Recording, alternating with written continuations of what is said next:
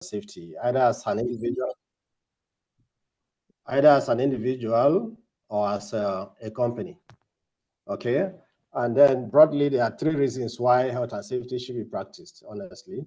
And I feel excited talking about this, honestly, because I believe it is about the one of the key areas that everyone who hopes to have anything to do with health and safety has to start with. So the reasons I'll be talking about here are basically the moral reasons, the economic reasons, and of course, the legal or regulatory reasons.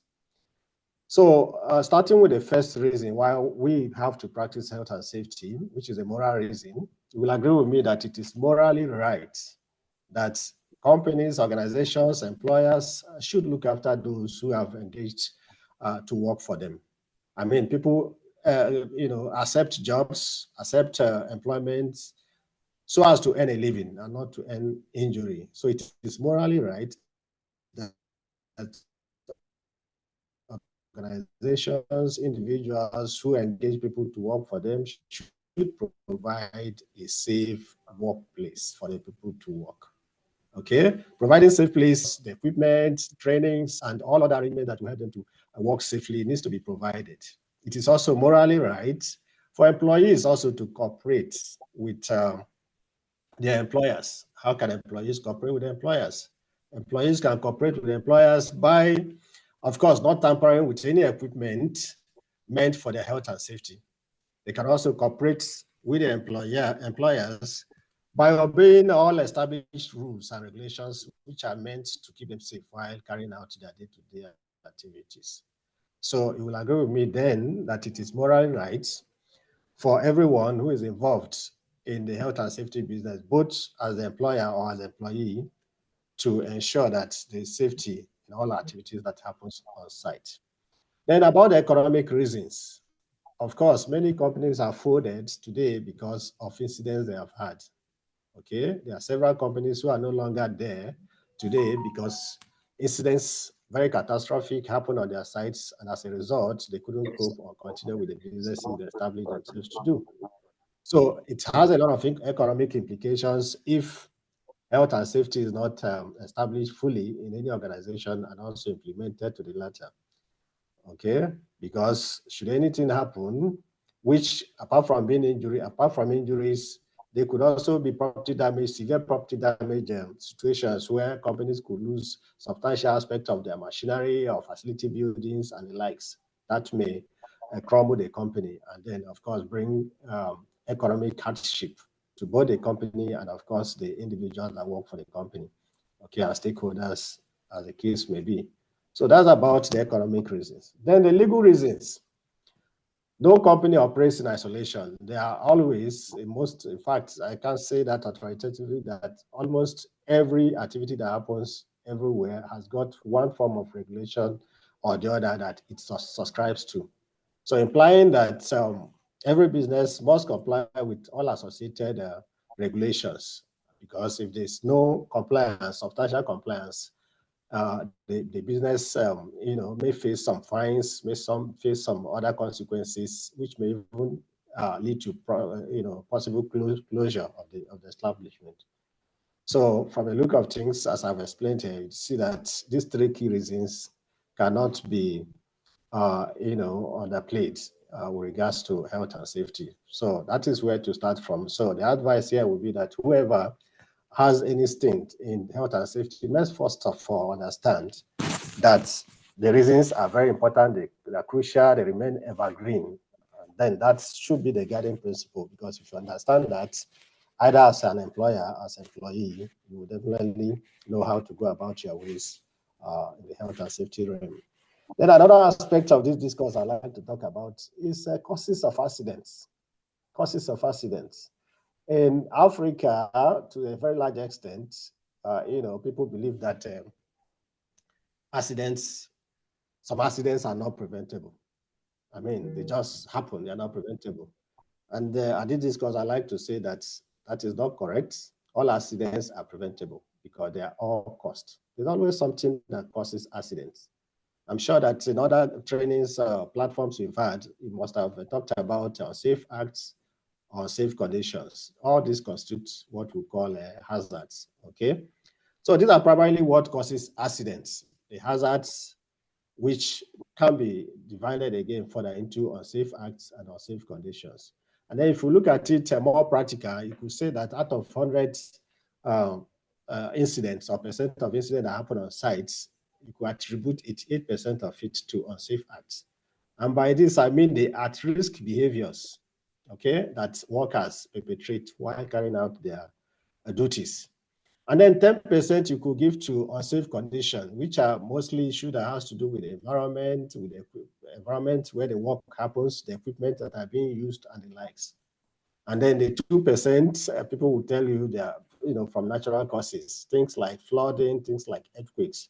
But if you ask me, I like to say here that even the 2%, if you review it critically, you discover that they happen because of activities of man over time. So in that case, that is to say that unsafe acts contribute to 90% of incidents that happen on site, while 10% can be attributed to unsafe conditions. So having said this, having known this, you will also agree with me that all accidents are preventable because we do know the causes. So it's all about stopping those causes, stopping the unsafe acts, stopping the unsafe conditions, and then the accidents will be prevented from happening. Now, the third aspect of my discussion this evening would be on the cost of accident. Cost. I've talked about causes. I'm not talking about cost, as in C-O-S-T. Now, most people think, or most people's minds, when you talk about accidents, simply goes to the direct cost. Meanwhile, they tend to forget the indirect cost, which is almost unimaginable. Because if you think of the indirect cost of accidents or incidents, you definitely wouldn't want to be involved in such. What do I mean by direct and indirect cost of accidents? Direct cost of accidents are those, those things you see immediately an accident happens. Maybe there has been an injury incident, immediately the person is in pain, immediately is taken to hospital, and hospital bills are paid. That's the direct cost. Depending on the nature of the accident, the guy could be out of work. That becomes sickness absence. Okay, so that's also direct cost. Okay, what about the indirect cost? These are costs that you don't immediately see. However, over time, they begin to surface. I can give you an instance here for better understanding of what I'm talking about here. Okay, now, Mr. Okon, for instance, used to work in a company. And then he was involved in a severe injury incident that left him amputated. Okay. Now, Okon is no longer fit to work because his job, of course, means that he has to use his two legs to be physically present at his workstation. However, he's now amputated. So he's no longer fit to work. Along the line, after managing him for some time, the company decides to lay him off. Okon is no longer earning money to support his family. Then what becomes of his family that he caters for as a breadwinner? Okay, so your guess is as good as mine. I can go further by saying that, okay, because of this incident or his condition, present condition, children who are in school may drop out of school. The boys, the girls may drop out of school. And when this happens, a lot of other things can follow. They may join bad gangs. The guys may become armed robbers. They may become terrorists. The ladies may go into all manner of other, issues. Probably, you can call it. I can't be blunt here. They can go into prostitution. From there, sickness comes in. From there, pregnancy comes in. Okay, and a whole lot of other things. The guy who decides to go into armed robbery may be caught one day, and from there he also, faces the law. What are we talking about here? That is to say that the hidden cost of accident, the indirect cost of accident is so huge that you cannot imagine it. So it is something that anytime you think about safety, think about working safe, I mean, you have no choice but to do so, because should anything go wrong and it becomes a worst case scenario, the unimaginable cost, which are the hidden costs, which are the indirect costs, could be really catastrophic and very bad. I can go further to paint another picture of it by using the Titanic incident that we all know about. We do know that that ship in the year 2012 or 1912, sorry, okay, struck an iceberg while navigating the sea, right? But what we also understand is that while the captain was navigating the sea, he saw patches of ice on the surface of the water. To him, he didn't know that underneath were massive block of ice. So he continues going until along the line he hits the under the block of ice underneath. Okay, that is to tell you that once an incident happens, what you see immediately, which are the direct costs, are nothing to be compared with what you don't see immediately, but we surface over time.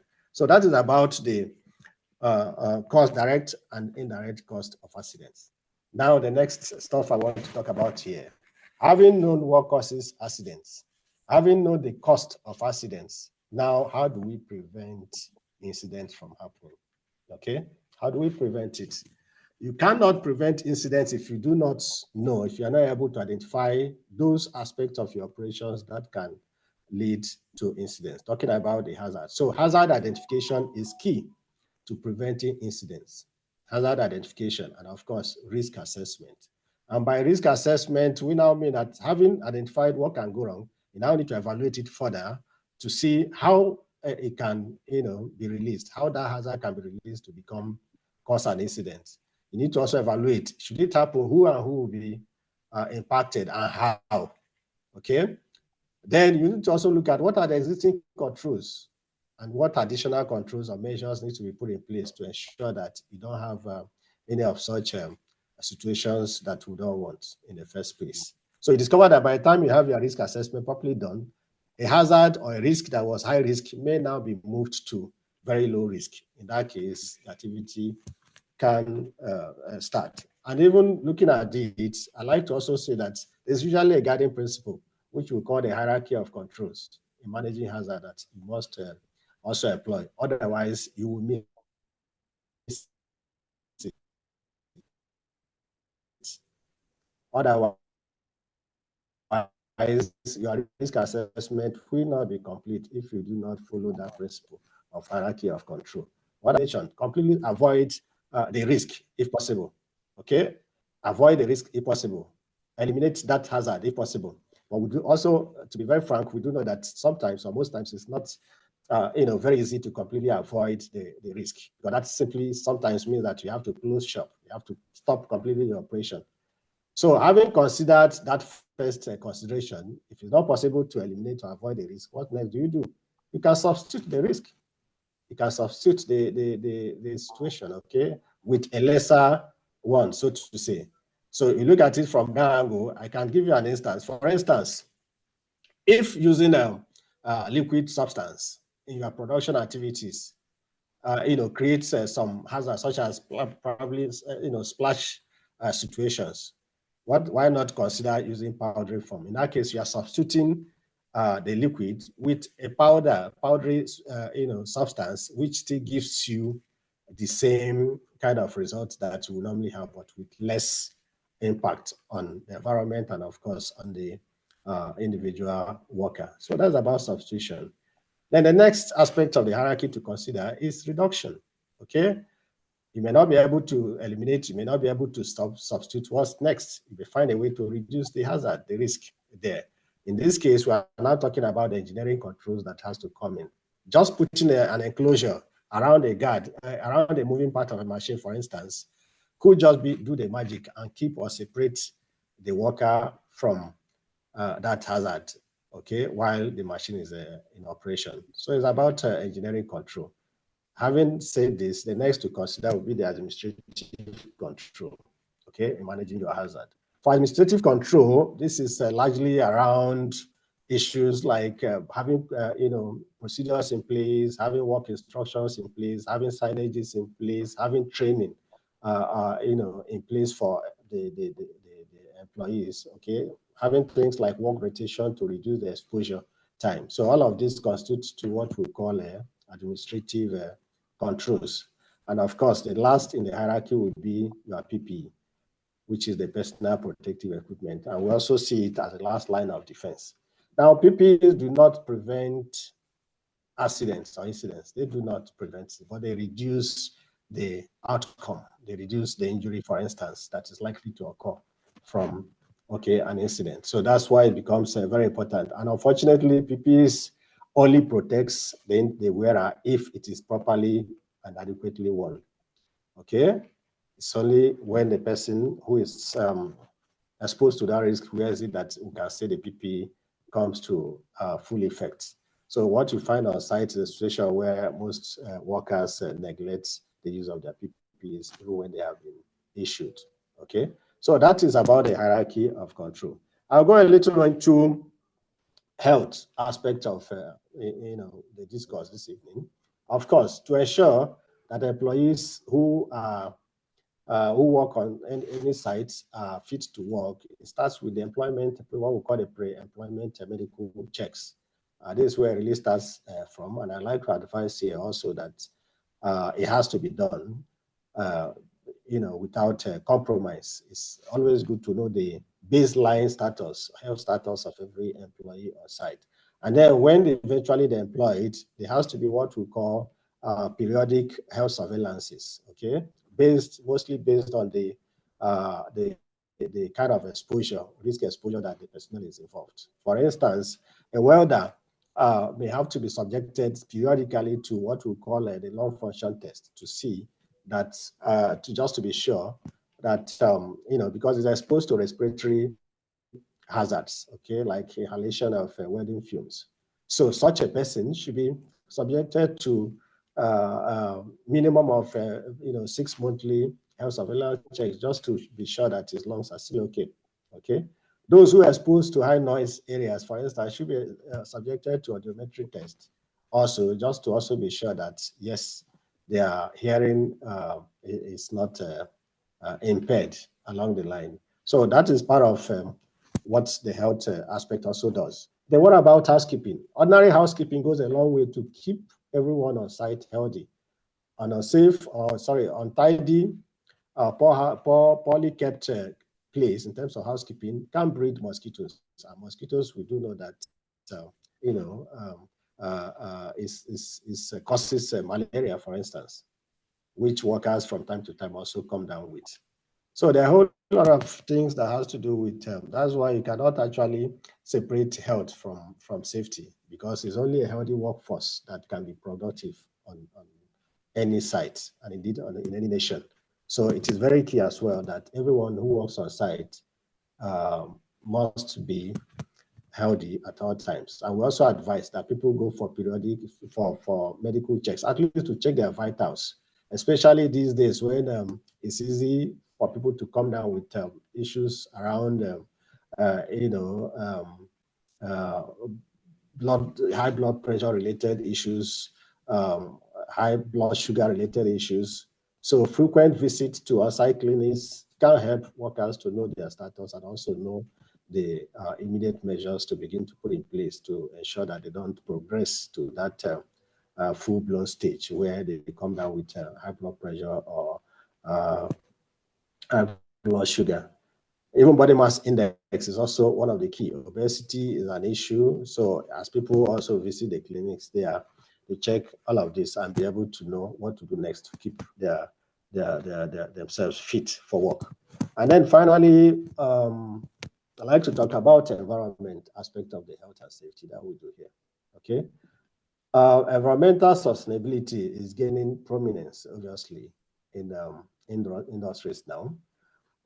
Talking about sustainability is all about doing whatever we do, okay, gaining from it without compromising or jeopardizing the ability of future generations to meet their own needs. That is all about sustainability. So if you talk about what happens on site, it must be economically sustainable, it must be socially sustainable, it must also be environmentally sustainable. So when I talk about economic sustainability, that simply tells you that every activity, everything we do must be profitable all through, of course. Businesses are set up to make profit, right?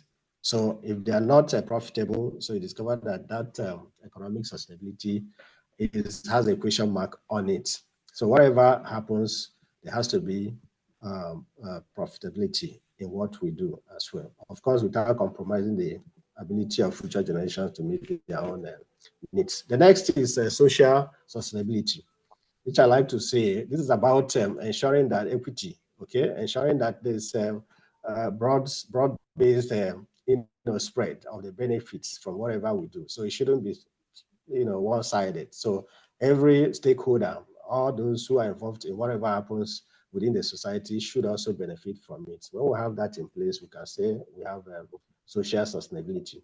And then the environmental sustainability is about doing whatever we do in our operations without impacting the environment negatively. We do know that currently there's a lot of talks around global warming. In fact, COP28 just finished in Dubai recently. It's all about the environment. So activities, operations, manufacturing activities, or whatever it is, must be such that we limit impact on the environment. For instance, emissions, air emissions, greenhouse gas emissions into the atmosphere from fossil fuel uses, okay, in the industries, for instance. Just to delve a little bit, we do know that industries have a lot of systems that require energy utilization. For instance, you have boilers, you need to generate steam. So you have your boilers there. Boilers, some boilers are powered by diesel, okay? And diesel, we do know that emits carbon monoxide and of course carbon dioxide into the atmosphere, depending on the combustion rate or level, okay? These are all, gases that are not friendly with the environment. So the emphasis should be to progress from the use of fossil fuel to use of other means of energy that are friendly with the environment. For instance, use of biomass, okay? And that's why for some organizations like the one I work for, though we have diesel boilers, but we hardly use the diesel boilers because we now have what we call agro boilers. The agro boilers or solid fuel boilers make use of palm kernel shells. These are biomass, okay? Palm kernel shell, cashew nut shell, okay, to generate power that heats up water and generate the steam that we need for our operations. By so doing, the rate of emission, okay, carbon emission into the air is also reduced. There are other instances, that can be given, but the bottom line is that whatever we do should be environmentally sustainable. Within the environmental realm also is about waste management. So what we should promote going forward, what people are encouraged to promote now is more of a circular economy, okay, where resources needs to be properly or efficiently utilized. There's proposal people are encouraged to reuse resources, to also recycle. And the whole idea is to reduce the amount of waste that our operations generate. So when this is done, you discover that you are around the realm of circular economy, which is actually where to be, instead of the linear economy that most countries and companies practice over the years, where you use the resources, you get output from it, and then you discard. There's no arrangement to reuse. There's no arrangement to recycle, thereby, polluting the environment, very much. Okay, so this is, I can see some hands are popping up and going up. Don't worry, I'll give you opportunity to ask your questions. Okay, so without taking more of your time, I think I've been able to touch a few aspects of health, safety, and environment that really bothers me. And anytime I have the opportunity to talk to people, I always like to, mention or two things around this. So I like to. Okay, thank you, Mr. Nelson. You've dissected and rearranged the whole topic in such a manner that I'm sure have converted us all into professionals. Your questions. Minutes. If you have. I want to say thank you very much for that excellent. Hello, okay, yeah, sorry, sorry, sorry, I missed the other aspects. I was supposed to talk a little about the safety career generally, right? So I'll just take the next, if you don't mind, I'll take the next, 1 or 2 minutes to talk about that, okay? Now, if you see, look at my resume, you see that I actually started a safety job. Okay, my first safety work was in 2008, August 4th to be precise. So then I joined the organization as a rookie safety manager. Okay, I progressed from being a rookie safety manager to middle manager in station. The other ones I joined, I was now middle manager. And as okay. Now that there are other areas, the other levels you could start. Safety assistant. Okay, safety assistant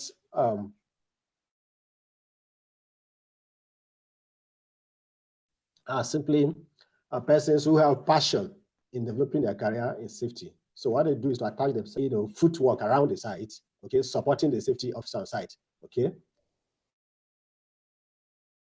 supporting the safety officer on site and gaining a lot of knowledge. So at that point, they don't have much of responsibility. Of course, there's no job anyway that is so small to be recognized. However, safety assistants are people that just have basic knowledge about safety. For us in Nigeria and for my organization,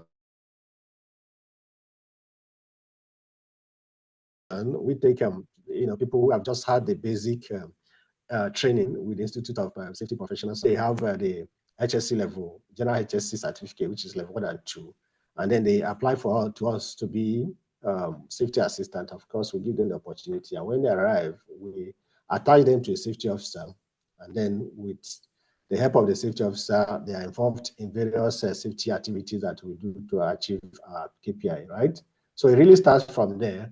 From safety assistant, the next level will be safety officer, okay? And some persons on some sites also call it safety inspector.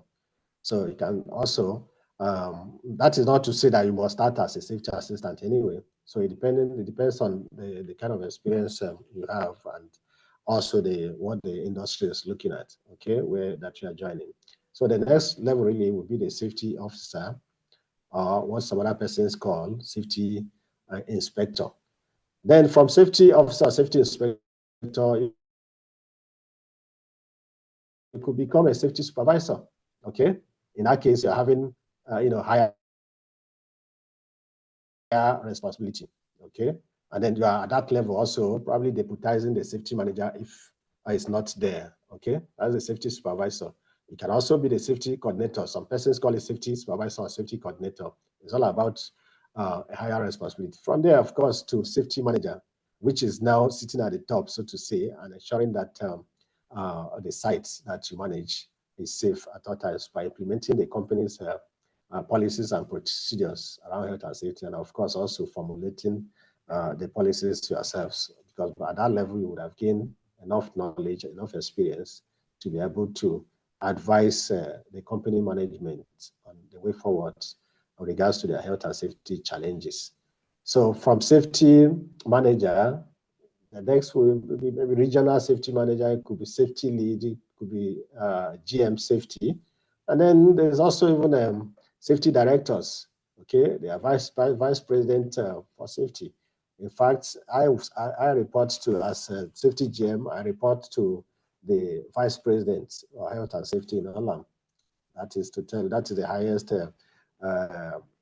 ranking officer in health and safety in my company. So I report to him. So you can see how the progression is from safety assistant, safety officer, or safety inspector, then safety supervisor or safety coordinator, then to safety manager, okay, and then to maybe regional safety manager, as some people call it as well, okay, or to general safety manager, right, and then to safety director, assistant safety director, or even to vice president safety. So there are a whole lot of career opportunities in health and safety, and I can tell you for those of us in Africa or from Africa, the opportunities are immense in the sense that I could say this is an area that is not fully tapped yet, unlike other professions or other disciplines, okay? Because there are just very few professionals in health and safety. Okay, so but you need to also be patient. You need to be diligent. You need to get involved, because to progress in a career, you must know what your responsibilities as a health and safety professional. So you need to you need to get involved. You need to get involved. Well, how do I mean getting involved? Involved actually, it's only when you get involved. Okay, I can take inspection for instance. If you are not getting involved in site equipment and workplace inspection, how will you know how to the risks that are inherent, that are there in your operations, let alone knowing what to do to address them. So you find some people who tend to call themselves health and safety persons, but they are largely sitting at one place. So for me, the advice would be that if you are really interested in safety, first of all, have deep passion for it. Okay, I used to tell people in my early days that safety work it's more like it's more like it's like saying that I don't work. Fine, there has to be money. Money comes in, you'll be paid, but that shouldn't be the emphasis. That shouldn't be the emphasis first, because for the fact that you are helping people to stay safe, you are helping people who resumed work healthy to go back home healthy. That's enough motivation, really, to give to you as a safety person. Okay, so the emphasis shouldn't be the money in it, because this is what keeps some people away. Okay, when you offer them safety job, maybe as safety assistant, first of all, how much is in it, and then when they don't find it interesting, the next thing is to think otherwise. But I can tell you, for those who are passionate about having a career in safety, it's worth it, but you need to be patient. And you need to be willing also to start at that very low level if you haven't been in the business at all in the first place. So from there, I can tell you, you will progress. Just to further buttress my point, some of my safety assistants have, of course, moved up from there to safety officers. Some have even become safety managers in other organizations already, because they joined, they were exposed to what they're supposed to do, they got fully involved, and then learned quickly, on the job. And then today, some are even outside the country as we speak, doing the health and safety job. Okay, so that is it. There's a lot of prospect in the health and safety career. There is.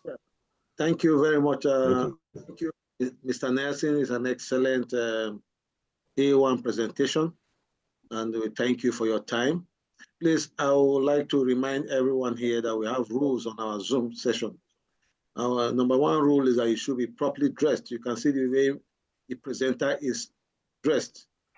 You, the listener, should be properly dressed, just as if you're in a live classroom.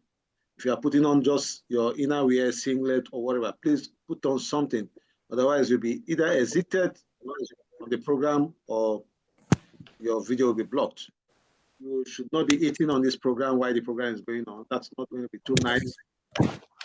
All these rules are applicable in other Zoom sessions, not just for Plage Metaverse. You need to start imbibing that so that you have an international approach to doing things after here. Then you should be lying down when the program is going on. Okay, having said that, I want to quickly take just 3 questions here so that we can move on to educational management and administration. Yeah, just 3 questions. If you have questions from Mr. Nelson, of which I doubt, because he seems to have covered everything, as if I gave him an expo of what he needs to talk about. So he has covered everything. How many questions? Just 3 questions. We will pick it from you. Yes. And welcome those from outside Nigeria. Yeah, so let's have your questions, please. I'm all ears. I'll be happy. Okay. Why, since it seems you've really covered everything, that means you've done an A1 job. I want to quickly ask them, what is your advice in just 1 minute to persons taking this course here in Plage Metaverse? What is your advice for them, particularly in the area of career progression?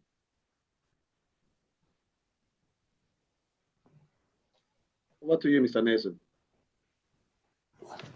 Sorry, so I missed you. I missed you a bit. Yeah. I said, what is your advice for those taking this course right now, especially in the area of career progression. Just in 1 minute, what advice do you have for students in this class right now listening to you? Okay. Yeah.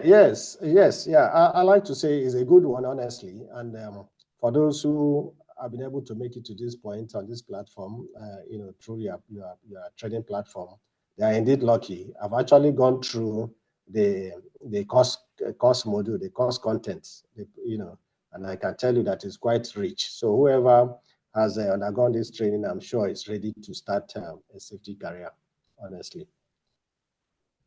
Thank you very much. Mr. John, your question might be coming late, and I want to believe that we need to move ahead. Yeah, sorry about that. We have to move ahead. Okay, just let's take your question. This should be the only question. So who can take John? His hand is down already. Who can take John? Yeah, his hand is down. I'm sure maybe we've answered this question in the program because of you talking about the last question I just asked. Okay, Mr. John. Okay, the hand is up again.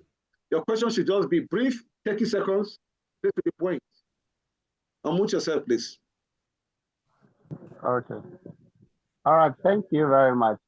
Actually, it's not a question per se, but I would like to find out if this very class, the video version, be done for other subjects as well, not only the environmental health and safety.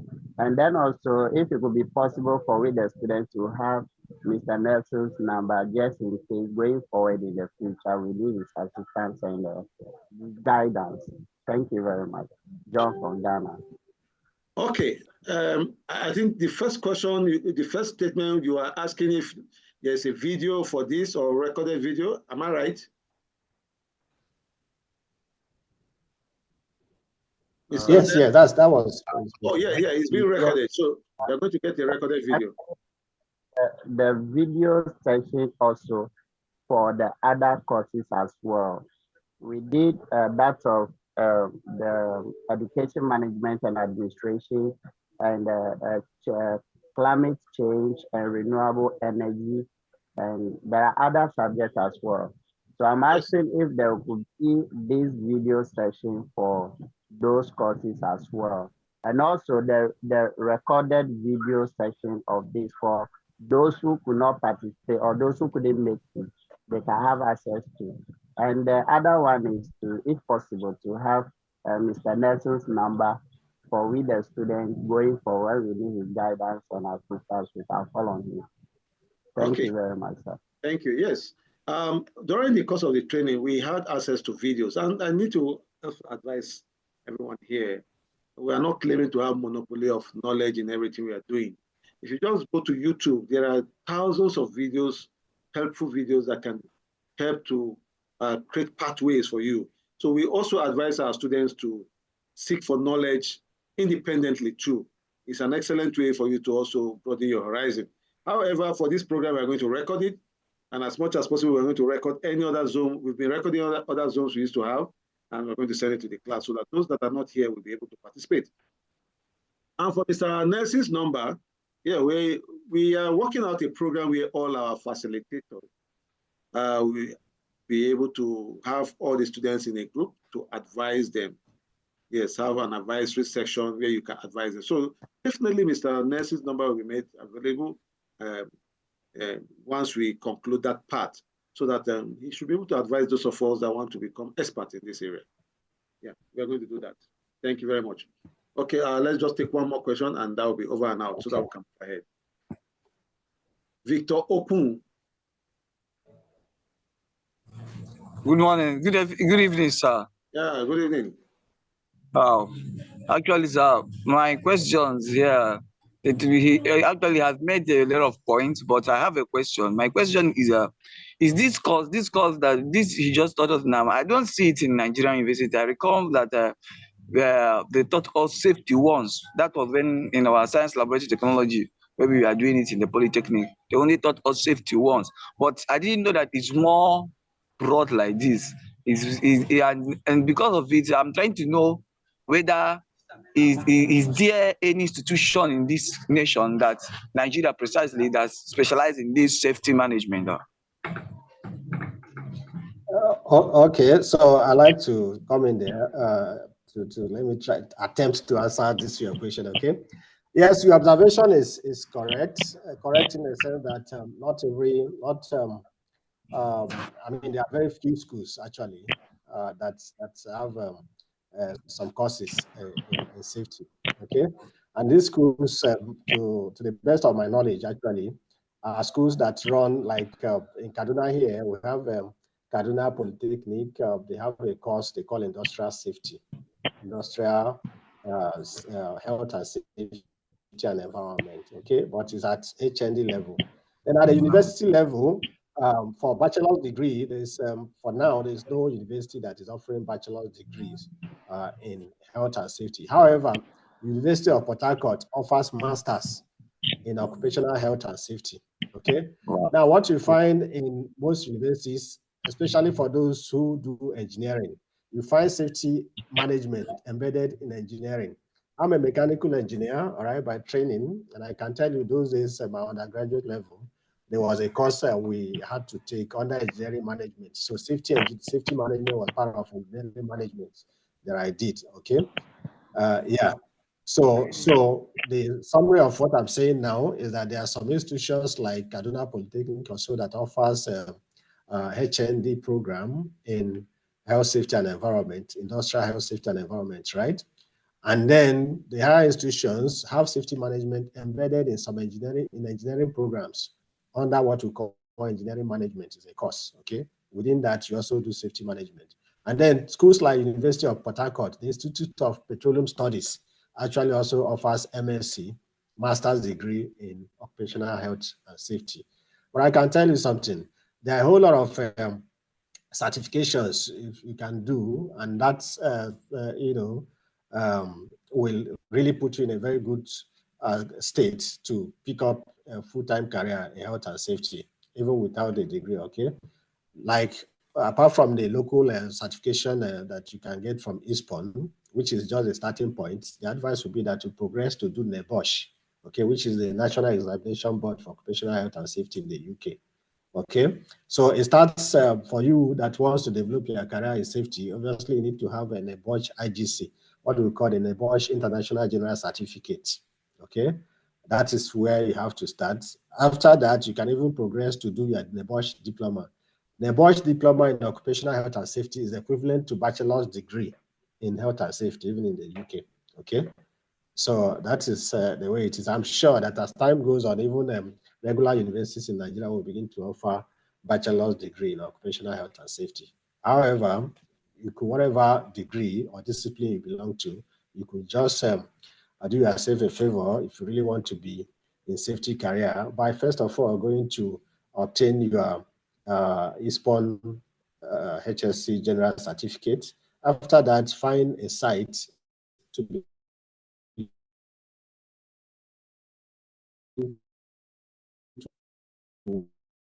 work as safety assistant or safety officer, the case may be experience, you can now begin to do your about. So you can do the Bosch IGC, the Bosch Environmental Management, the Bosch Fire Safety. Okay, those are certificate courses offered by the Bosch.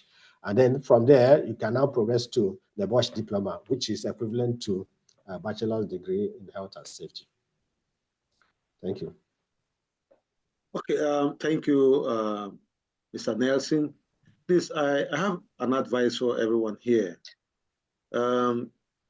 He has provided you with the background information that certain things are possible. I think what is left for you is to go online and do your research. Yeah, you can just type career progression in health and safety. What is a career progression path?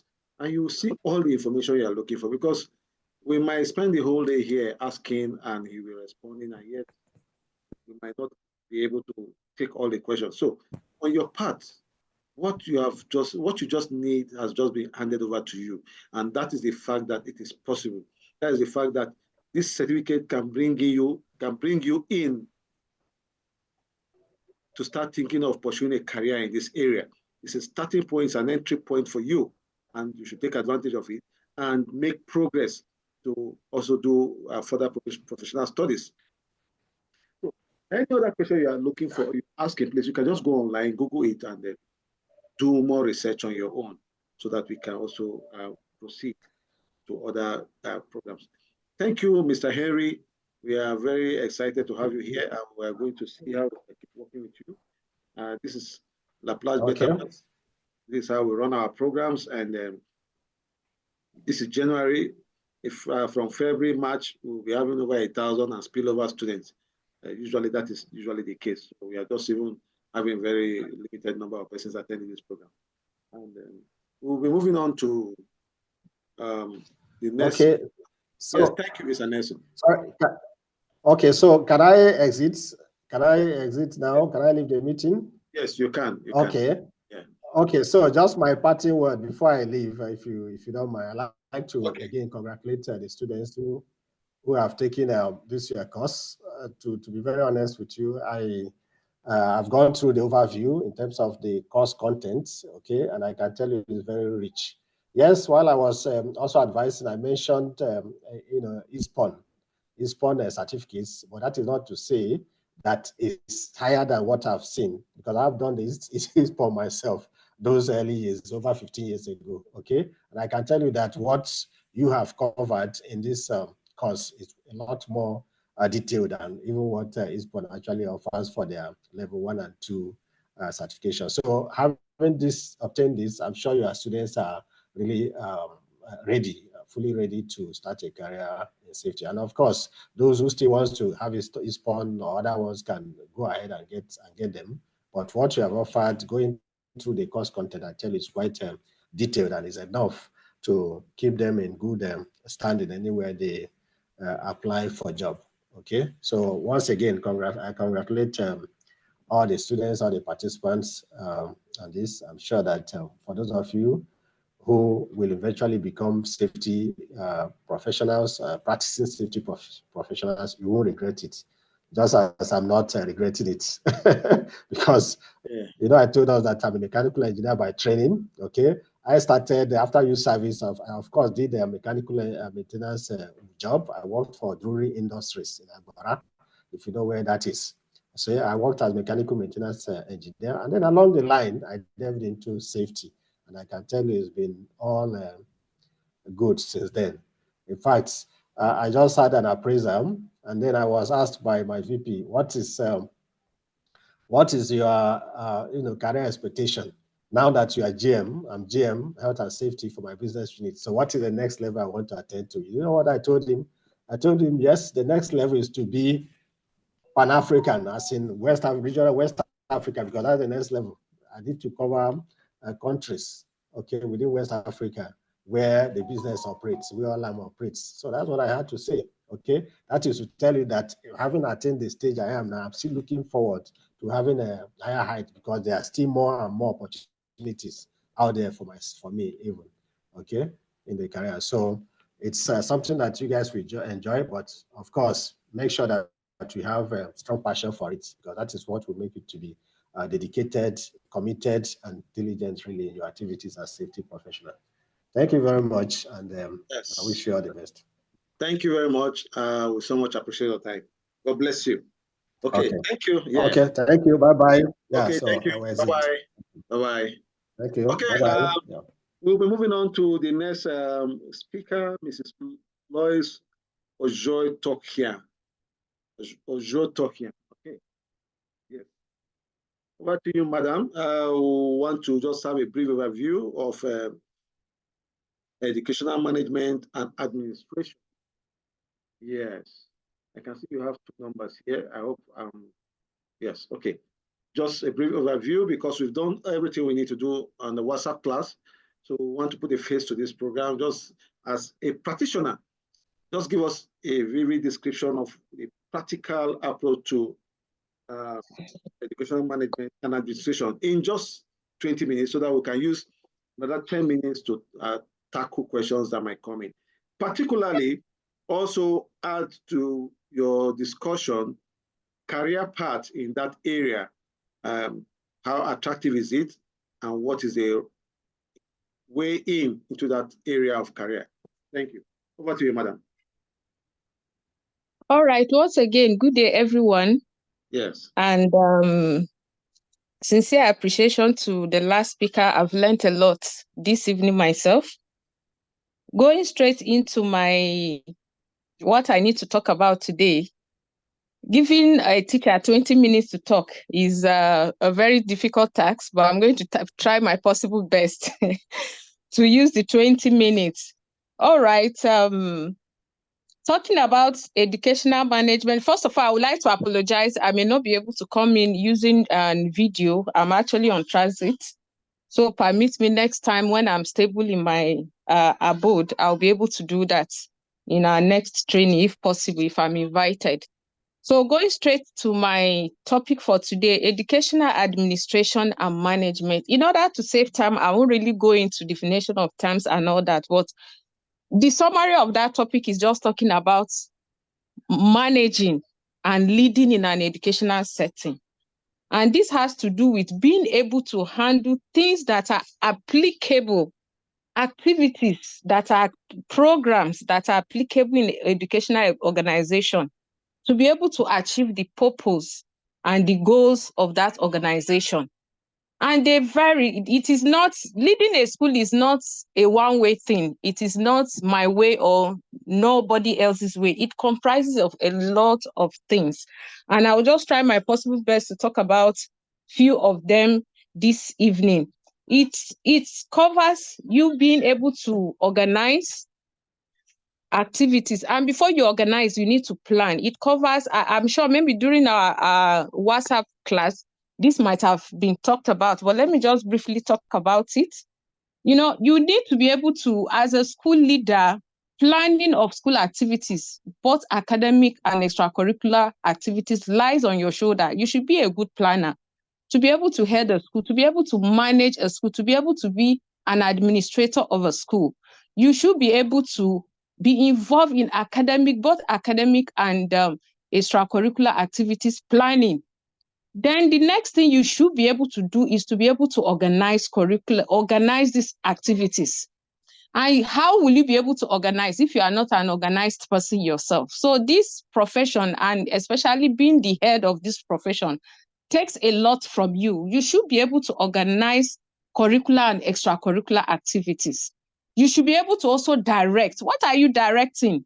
Directing people and also directing the activities. And you cannot direct people if you cannot be able to motivate them.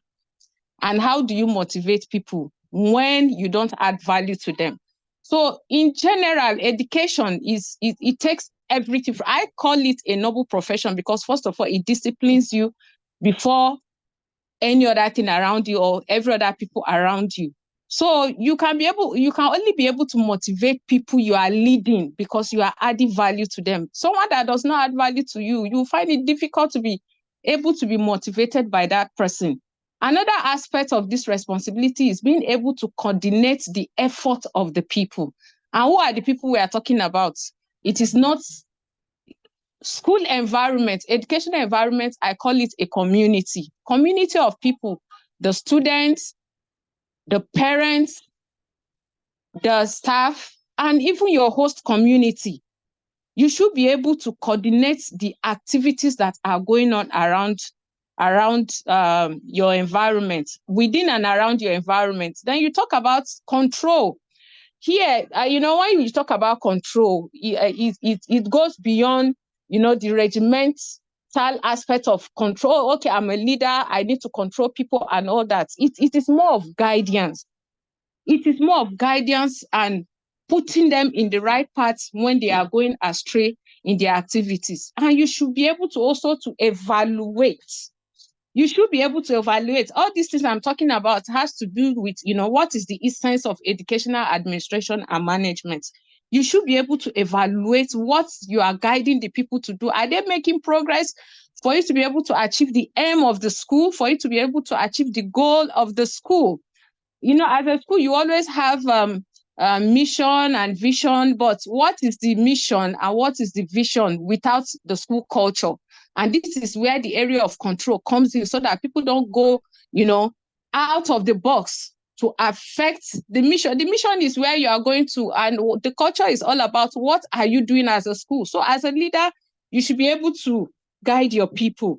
The next thing I'm going to talk about is Educational management and administration is more concerned with both human resources and material resources. Human resources is even the major aspect of it.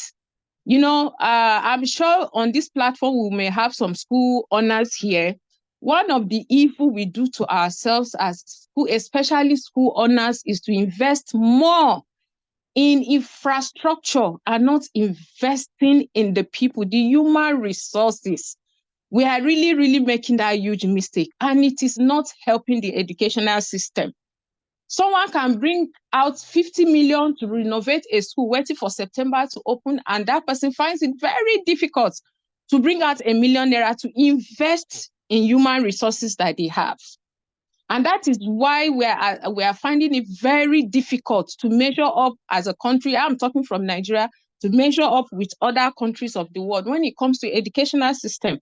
Some school owners will tell you, why invest in people? You invest in them, you train them, and they walk away. And I will always tell them when I come across such people, so which one is better, investing in them and they contribute their quota to your school, and not investing in them at all, and you end up having a school with people without knowledge, without information? At the end of the day, which one is better? So I will advise the school owners on this platform, if you have them, or the school leaders here, you are working under someone who owns the school, for you to advise them. Investment in human resources, training, skills in human resources in school, because educational system is like a factory, but this time around, you are not producing items. You are producing future people, future leaders. So you cannot just have a school, you cannot manage a school, you cannot be an administrator, you cannot own a school without having for human resources. Investing in human resources. I'm talking about educational management, the essence of educational management. Investment in human resources matters a lot. We find ourselves in a dispensation that becoming a teacher is just, it has become a thing of, okay, I've not seen what I want to do, let me just go into teaching, to pass time. It has become a cankerworm in the educational system. But I keep saying it, if you are a teacher and that is how you came to be a teacher, why not love what you are doing currently? And in the process, what you actually want to do, even God Almighty will see your effort and open doors for you. Do the right thing. But we, the school owners, the school leaders, we also need to invest in them and all that. The aspect of human resources also covers having human sympathy towards the people that are under you. As a school leader, you need to have sympathy. You need to have sympathy. People are going through a lot. A lot is happening. People are going through a lot as a country. I don't need to go into the details of what is happening. It may not even be as a result of the country. Family issues, workload on the head of teachers and all that. So you need to have, in as much that they have to do what they have to do, you need to have that human side of life to your responsibility, to your position as the school manager, as the school administrator. You also need to understand. Majorly, you need to understand with parents. You need to develop that art of understanding. We all have different understanding. Sometimes I come across parents and I'll be asking myself, is this person really the father of the child? Is this person really the mother of the child? But you need to understand. Everybody cannot be like you. You are understanding what they should do as a parent, maybe because you are a professional. You don't put it to the face of a parent and tell them where they are getting it. You just cut it out straightforward without understanding. You need to look for a way to understand and find another way of passing your message across to these people. Understanding. You can't also be a school manager without without having knowledge. If people under you know more than you, I'm trying to look for the word to use.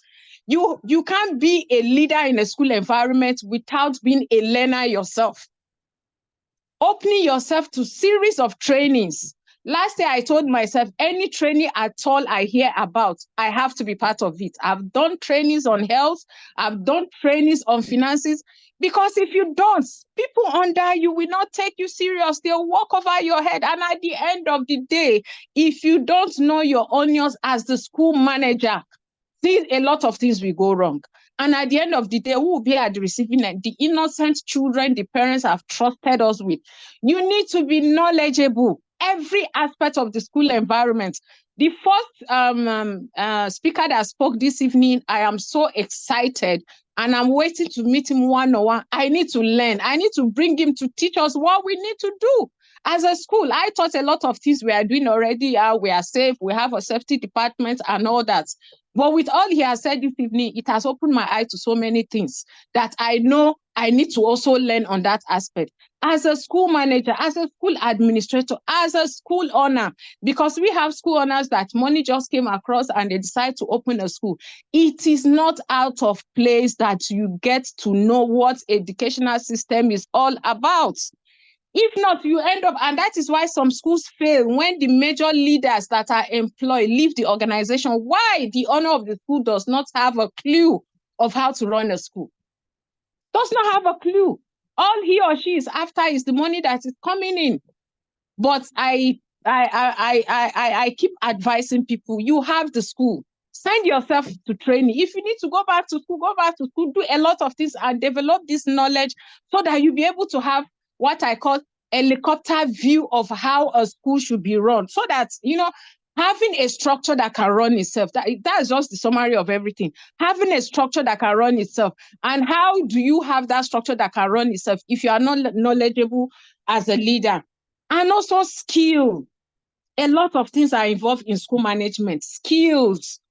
You need to develop skills in the children. You need to come up with a lot of extracurricular activities. Now, we live in an environment that certificate is more honored than skill. But when you take countries like China into consideration, what has made China what it is today is not certificates, but skills.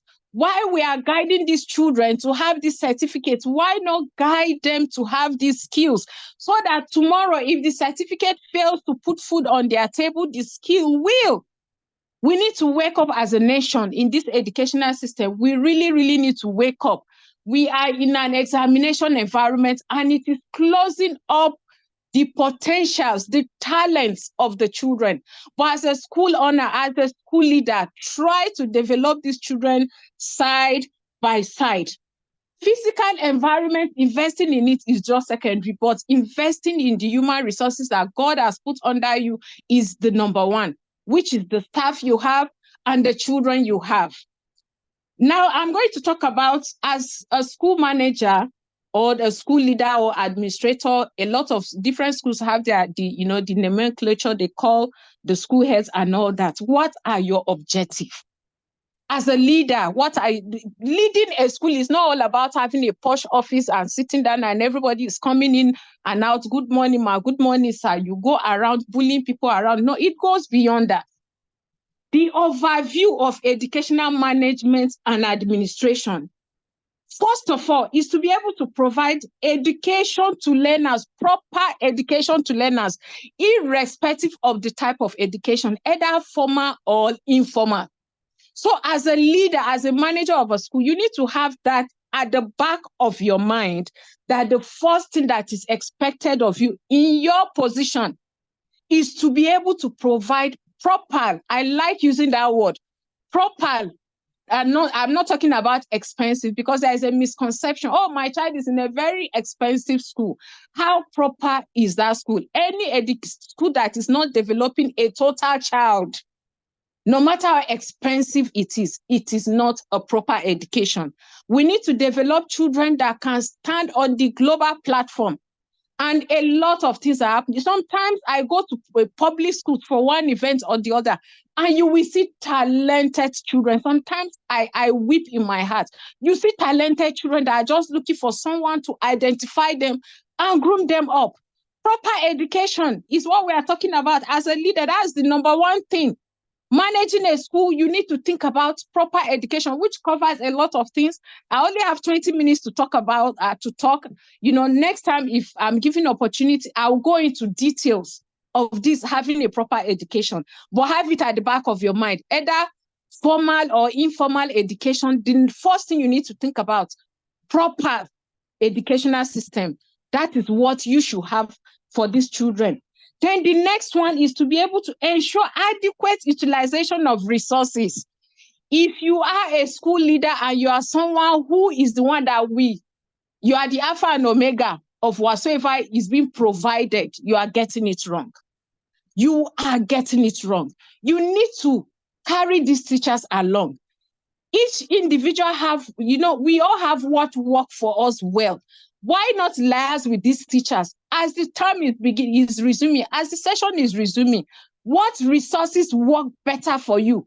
And you provide for them.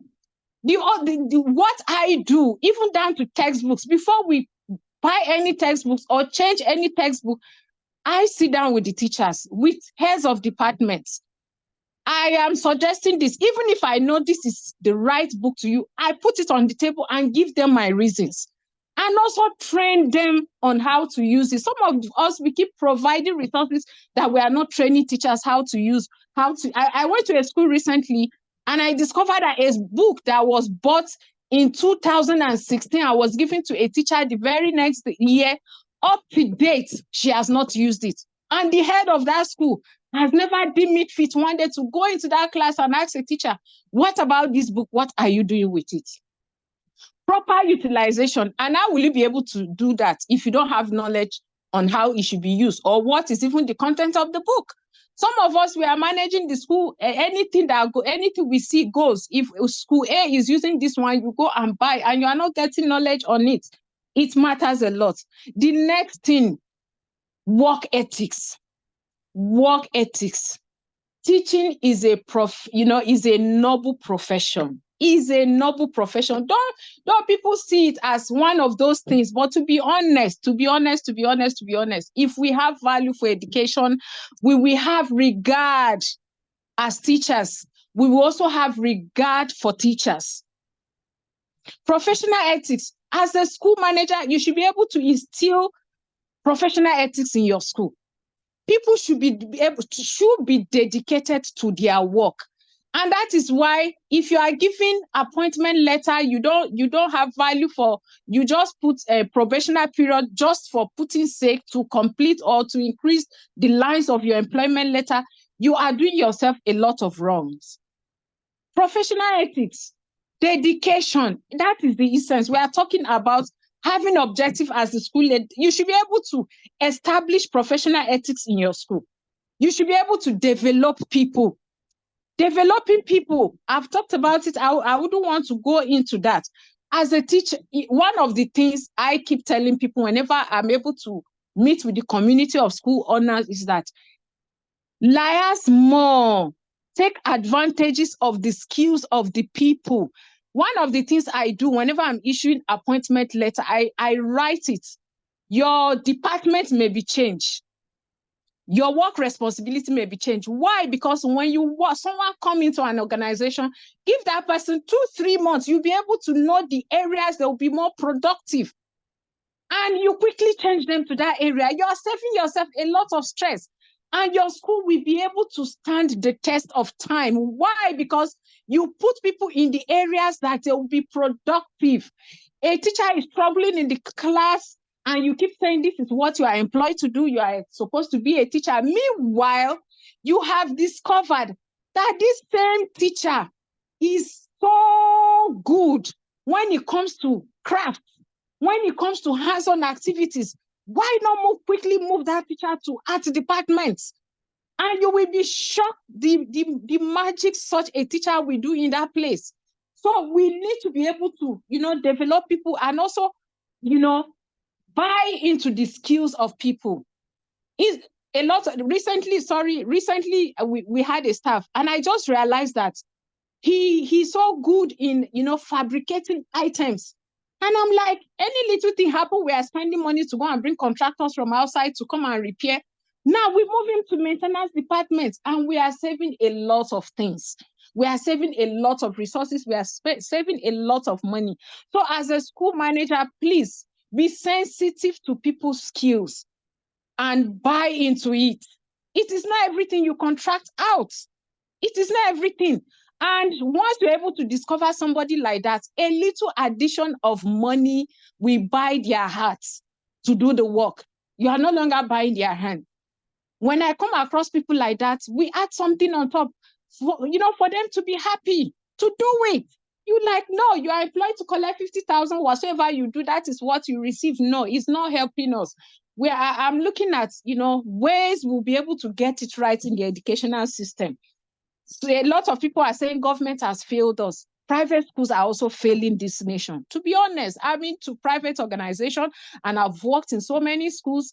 By the special grace of God, I have 26 years of experience. I know what I'm talking about.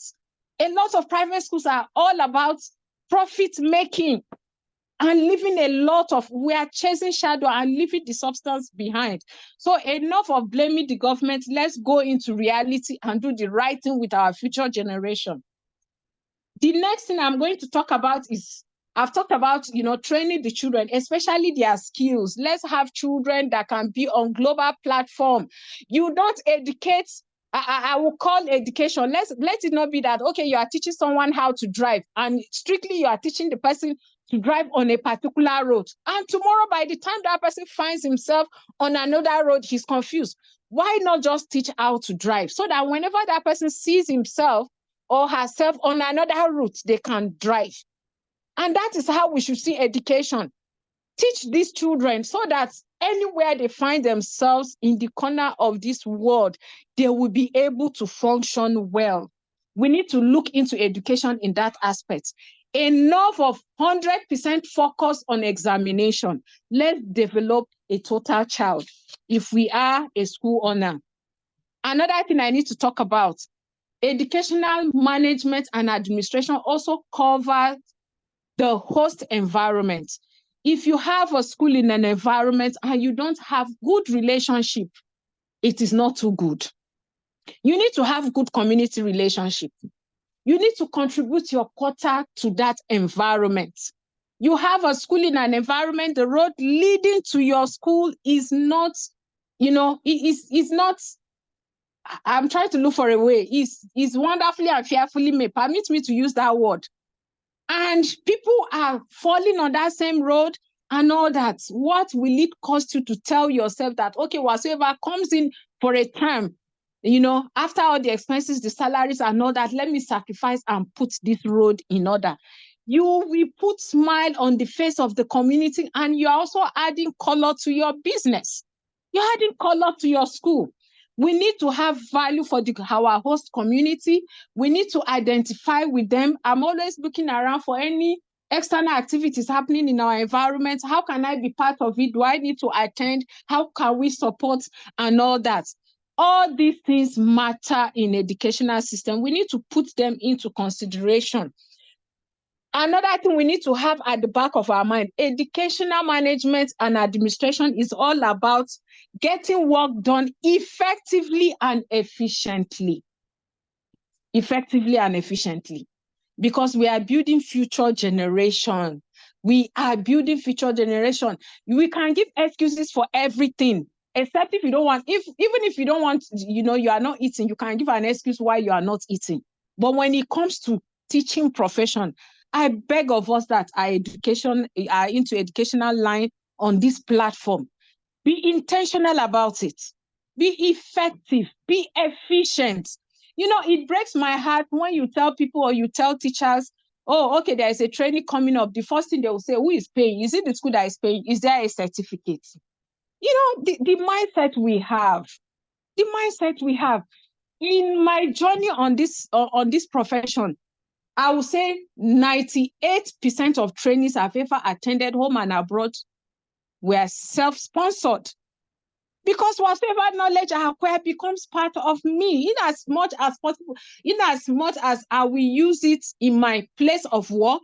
Whenever I'm living, I live with my knowledge and it becomes part of me. It makes me a better person. It makes me an effective person. But when you are waiting for all, your employer has to pay for all your trainees, you will wake up and you are 70 years old and you are nowhere to be found. Why? Because you are not effective. You are not equipped. You don't have knowledge. And a staff that is being employed today, you know, we keep having such issues in this profession.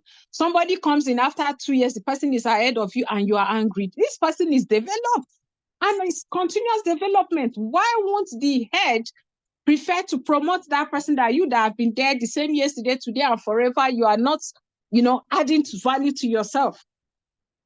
Educational profession is one profession that you need personal development, if possible, on daily basis. Personal development on daily basis, because you are dealing with lives. You are producing. I'm trying to look for a word to use, but we need to get back to the drawing board. No matter your position as the school leader, as a school manager, as an administrator, you need to be on top of your game. You need to be on top of your game to get it right with these children. You need to be on top of your game. We need to work with these children to prepare them for the future. We really, really, really need to. Then, as the head of the school, you need to have viable knowledge of the curriculum that is applicable for whatsoever type of education you are offering. I'm talking about the pedagogical aspect of management now of the school. Viable one. And when I'm talking about viability, I know what I'm talking about. You come at that, you know, in Nigeria, people keep saying, why are people doing British curriculum? Why this, blah, blah, blah.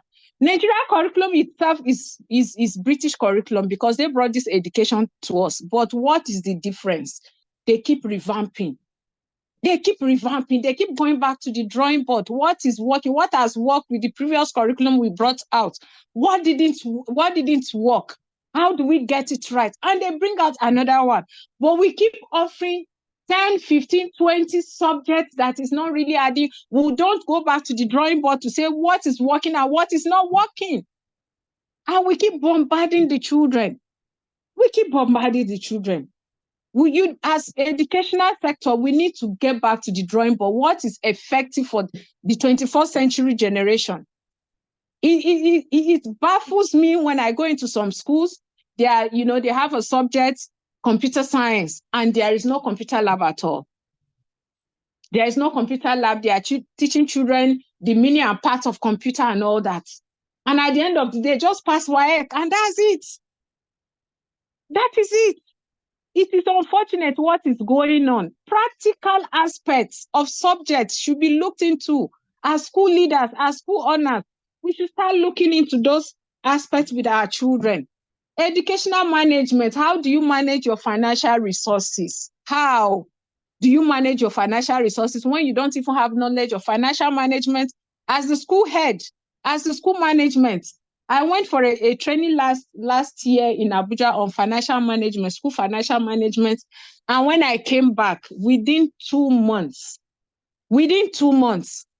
you cannot believe a lot of leakages, financial leakages I was able to block. Because now I'm well informed. I just don't sit down anymore. Any requisition that comes to my table, I'm signing. I have the knowledge. I'm signing. Of course, the staff will not be happy, but at the end of the day, they will be careful. Oh, madam or son now knows that this thing can be done this way and they can save these resources. You are also helping them to be responsible. You're also helping them to be responsible. Channeling your finances. To be honest, if you open a school and after some years that school dies, is as a result of you unable to manage your human resources and financial resources. These two aspects are very, very vital. These two aspects are very, very vital. How are you managing your resources? And I will always beg school owners, if we have them on this platform, please, at least 10%. Let me not even go far. Start with 10% of your income. Invest it in your human resources.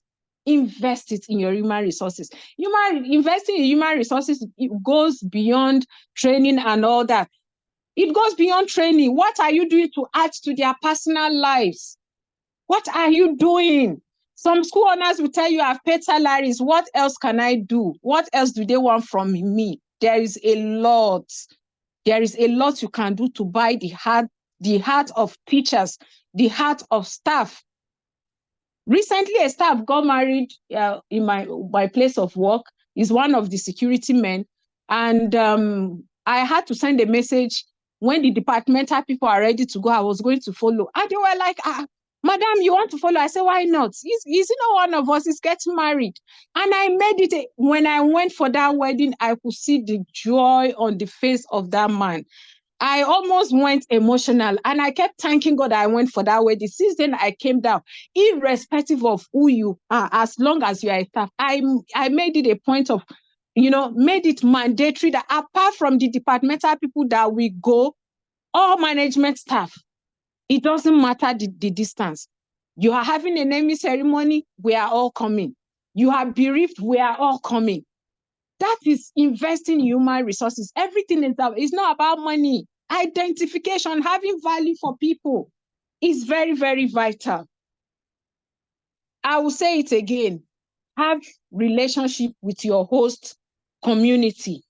Have relationship with your host community. And I don't know if I've passed my 20 minutes.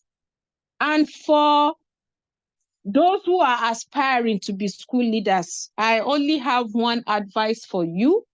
And why can I give this advice is because that is what has worked for me. Be determined, be intentional every day to add value to people. To add value to people. Adding value to people is not, how will I put it? Is not adding value to people is not a career choice. But if you do, it will take you to the top of your career. To the top of your career. As a classroom teacher, what are you doing to add value to the children under you? What are you doing to add value to even their parents? What are you doing to add value to your colleagues around you? It starts from there. You will be shocked. That singular act will take you one day to become head of department. I was asked to talk about career paths.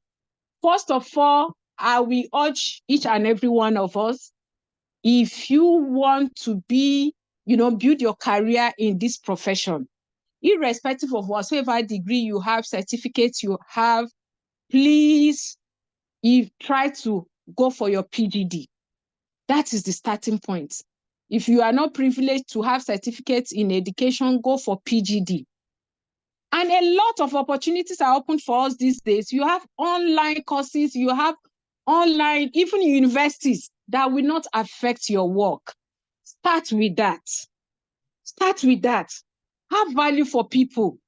Have value for people intentionally every day. I keep telling people, I am friendly with everybody, even down to the security men at the gate. Everybody knows I am friendly. When you walk into my place of work, I can stand at the gate with the security man. We joke, we laugh. I ask after their families and all that. But when it comes to the job, they know that there is a line they cannot cross. Be friendly with people. Everybody cannot be. You are not expected to be a friend to everyone, but it is your duty. You want to develop career paths on this educational line, you need to be friendly with people. First of all, you just have to be friendly. You are dealing with children. And don't wake up. It is going to, from personal experience, it's going to be very difficult for you to wake up one day and you call yourself a school leader when you have not had the experience of classroom, because that is where empathy starts. That is where empathy starts. One thing I've come to realize over the period of time is that as you are teaching, you are gaining knowledge. You are also learning. You are also building yourself. And if you don't have these experiences, you want to be a school leader, it's going to be a frustrating effort for you. Because when teachers are saying A, they are demanding A, what is going on in your head is that it is B they are talking about. So you need to have these experiences. You need to develop yourself. You need to go for courses. In summary, I don't really have much to say, but you need to develop yourself. You need to go for professional development in all aspects, if possible. In all aspects, if possible. My time is fast spent. I know I've passed 20 minutes. I don't know if I should continue. Okay, And thank like you. I said, you're asking a teacher to talk for 20 minutes. I really have a lot to say, but I think I need to put a pause and just listen to some questions. Thank you very much. Thank you very much. Thank you very much, madam. In fact, if we have our way, we'll just ask you to continue. But unfortunately, that is not possible. So far, Yes, so good. I think you've actually done a master's program for us here in school administration and management. I want to believe that everybody will agree with me that you've really done well. We so much appreciate you, and honestly, we will have a way to get across to you to see how you can develop our boarding school administrators and managers. Okay, I will just take 2 questions, and your question should just be 30 seconds so that we can also create room for our climate change facilitator. Time is fast spent, but we'll just squeeze out time too for him. So just 2 questions, please. We'll not take 3. Lodzi Manasseh Mensah. 30 seconds. Thank you, sir. Okay. My name is Dr. Banasi. Okay. My question is, getting work done effectively and efficiently in educational management and administration. Of course, we know it's an alarming situations. So how can this situation be promoted? And my second question is, why is educational management and administration is poor in government sector and private sector? How can, or what advice do Sister or Madam have for us? Thank you. Please, I think the question you just asked now, especially the second question, is what she has been talking about all this while. I don't know if I'm right. I want to believe I'm right. Everything she has been saying so far has been in the form of advice on how to effectively manage and administer a school. The first question is, you might have to repeat it because it wasn't too clear. Over to you, Manasseh. Thank you very much. Yes, now, my getting work done effectively and efficiently in educational management and administration is an alarming situation in, let's say, in Africa. So how can this problem be promoted? Thank you. All right, thank you very much, Doctor. I think for me, I will say the first step of being able to achieve efficient and effective work is deciding what is the purpose of establishing the school in the first place.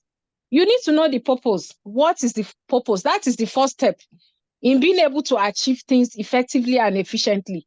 Because what you may be doing may be right, but it may not be right in that particular school or educational setting. And that is why you need to know what is the purpose of setting up that school. There are some school owners that they are setting up school for business purposes. If you want to be a professional to the core, you will find it very difficult to fly in such environments. You need to understand first of all, decide what is the purpose. If you are able to know, you channel your energy in curricular development, in preparing, even down to the timetable. You align, that becomes your umbrella, or that becomes your, how will I put it?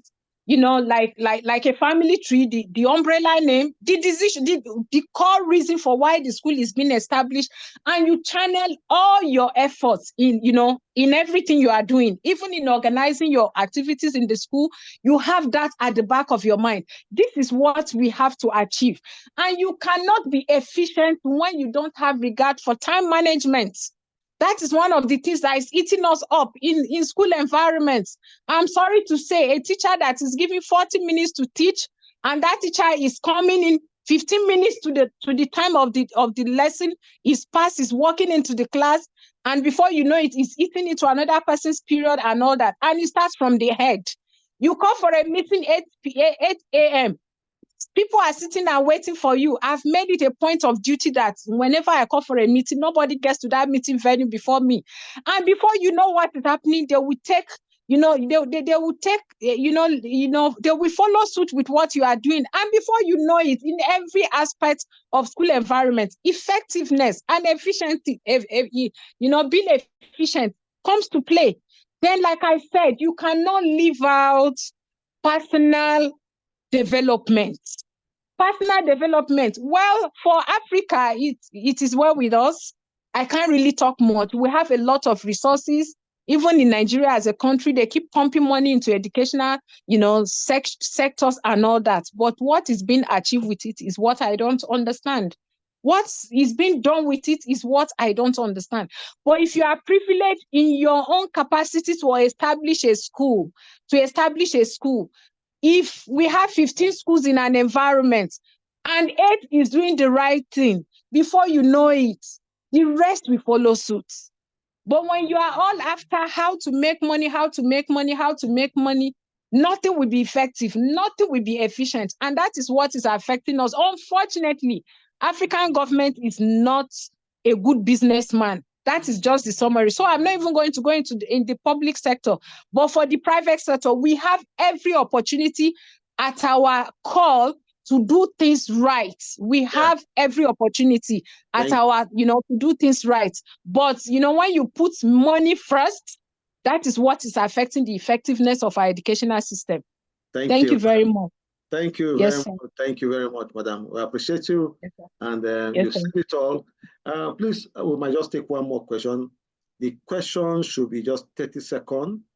And hopefully, madam will just squeeze out 1 minute to respond to you.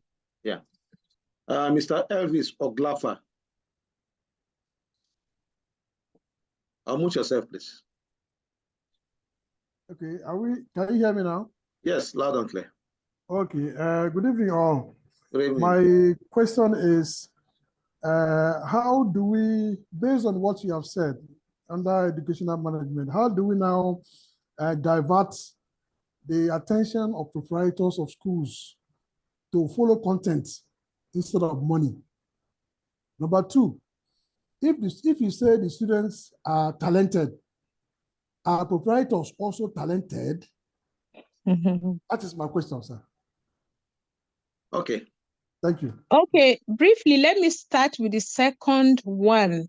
When you talk about talent, okay, when you talk about talent is, it covers a lot of things. When you come across a child who is talented in playing football, you don't expect that the school proprietor must also be talented in school, in playing football.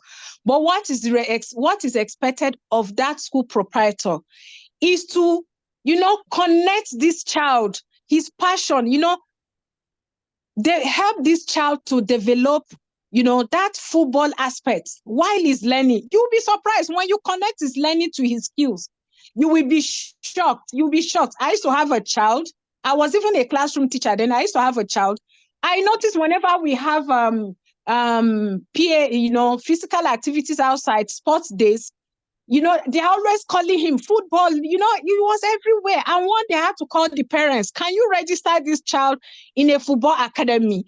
And they said, no, it's because he's not doing well. I said, okay, leave it to me. Let me talk to the boy. And I told him, if you sit up with your academics, you will be surprised your parents will register you in sports academy, football academy. And I was shocked. Within 2 terms, this boy jacked up. And today he's doing extremely well. He's in university now. He's doing extremely well. I don't know if we'll end up being a footballer, but we're able to use his skills to draw his attention to face his academics. Then I'm trying to remember your second question. Okay, if how should we be able to divert the attentions of the school proprietors from money aspects to do the truth of the matter is that education is passion, and it is also this money that sustains the passion. That is the truth. For you to be able to have viable education, it calls for passion, but money also sustains the passion. What I am saying here, money should not be your number one focus. Well, government is actually supposed to be who to make school proprietors to face the reality and do the right thing. But as government is not doing it, we have organizations. We have National Association of Proprietors, school owners and all that. You know, when you're able to speak with one language, this is what we need to do. This is what we need to do. This is what we should not do, and all that. Within our local organizations, talking to each other, preaching this oneness, first of all, not hunting each other. Oh, school A has 100 children, I only have 50. Why should we relate? You know, community relationship also covers, you know, schools within the community. We should be able to, in our community this year, when the children are, anything that is happening, our children should be listed for it. Is it competition? Is this? How do we work together to achieve all that? So within ourselves, but in a situation that you are such in a toxic environment that schools are not relating with each other, do your work as a school owner and let God take the control of every other thing. It starts with individuals, sir. If you have a school, make up your mind. I want to create a standard. And the standard is not all about environmental standard, having you know, gigantic building, beautiful building. What kind of children am I producing? You will be shocked. In years to come, other schools around you will start emulating you. Thank you very much. Okay, thank you, Madam. We've really exhausted our time, and I want to believe that you are happy with what you've gotten so far. Madam, once again, we want to say a special thank you, and we appreciate your time and effort. We also appreciate the time and effort of every single student here. This is how we always have it here on La Plage. Next time you come, you'll be having thousands of students overflow on Facebook and on YouTube joining your program. This is first training for the year. Okay, next we'll be moving on to climate change, and I want to check. I hope just a minute. I want to be sure that our guest speaker is still here. Okay, Mr. Oyebanji.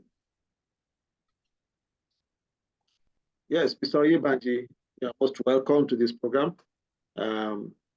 You have to roll everything all in one.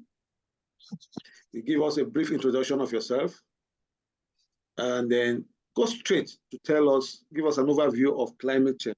We've done everything we need to do in the class on WhatsApp. We just want to put a face to it, climate change in general, and you just have 20 minutes to do that, less than 20, let's say 15 minutes. So we'll use the remaining 5 minutes to ask questions. Let's work with time so that we all can leave here on time. And remember, we have a match today, 9 o'clock. Let's also hope that we win the match. I know we have Cameroonians here, but as you are also hoping to win the match as a Cameroonian, we too, we are also hoping to win. That is the beauty of football. And I hope that one of the teams will win. Thank you. Over to you, Mr. Oyebanji. Thank you. Okay, good evening. Thank you so much, our convener. I hope I'm audible. Yes, yes, we can hear you. Okay. I would also want to seek the indulgence of the House to allow me to just do an audio presentation of my part of the discourse. Yeah, it's just that your audio, you might need to work on your audio. Like maybe you are using your earpiece or so, it's not too clear. Okay, I'm actually using my earpiece. Is it not audible enough? Okay, just go ahead and let's see. Okay, just give me the observation. If it's not clear enough, let me see if I can do something from my hand here.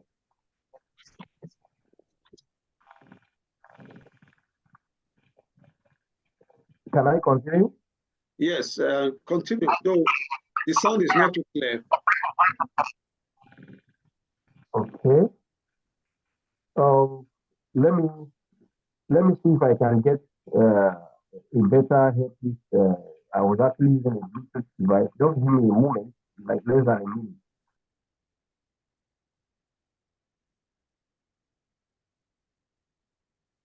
Please be patient while he sorts out his audio.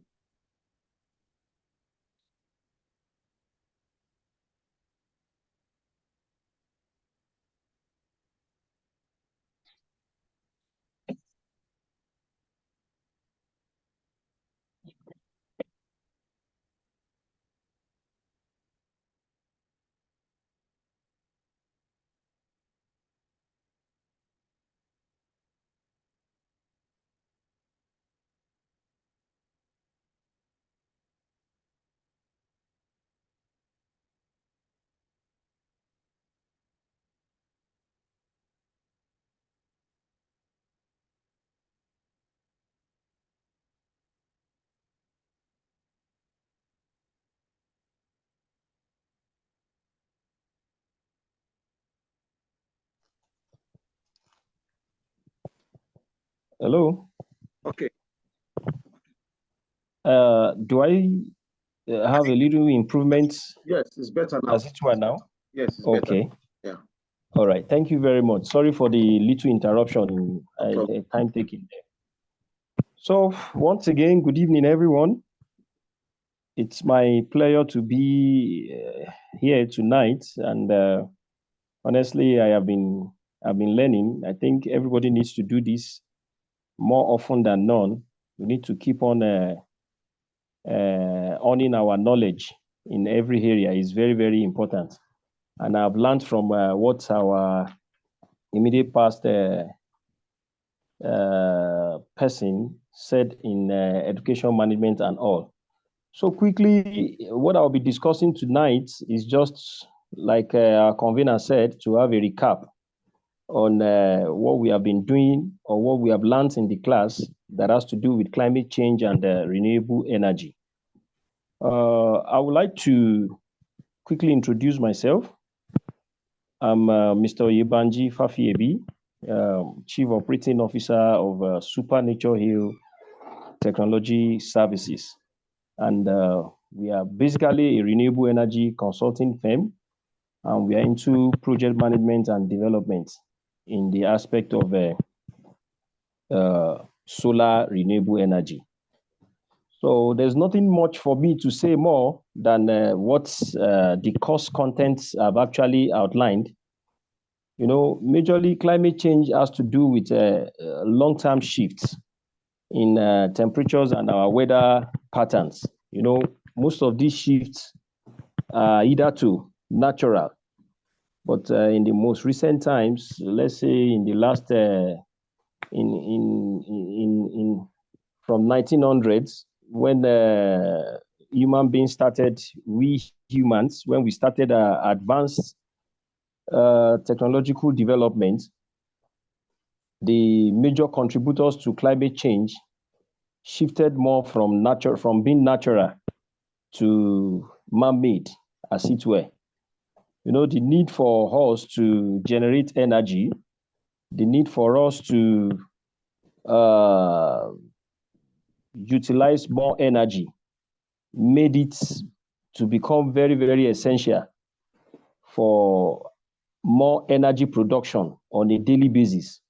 And this has had its toll on our climate drastically, such that our present United Nations Secretary General brought up the observation that it's time to stop burning our planet.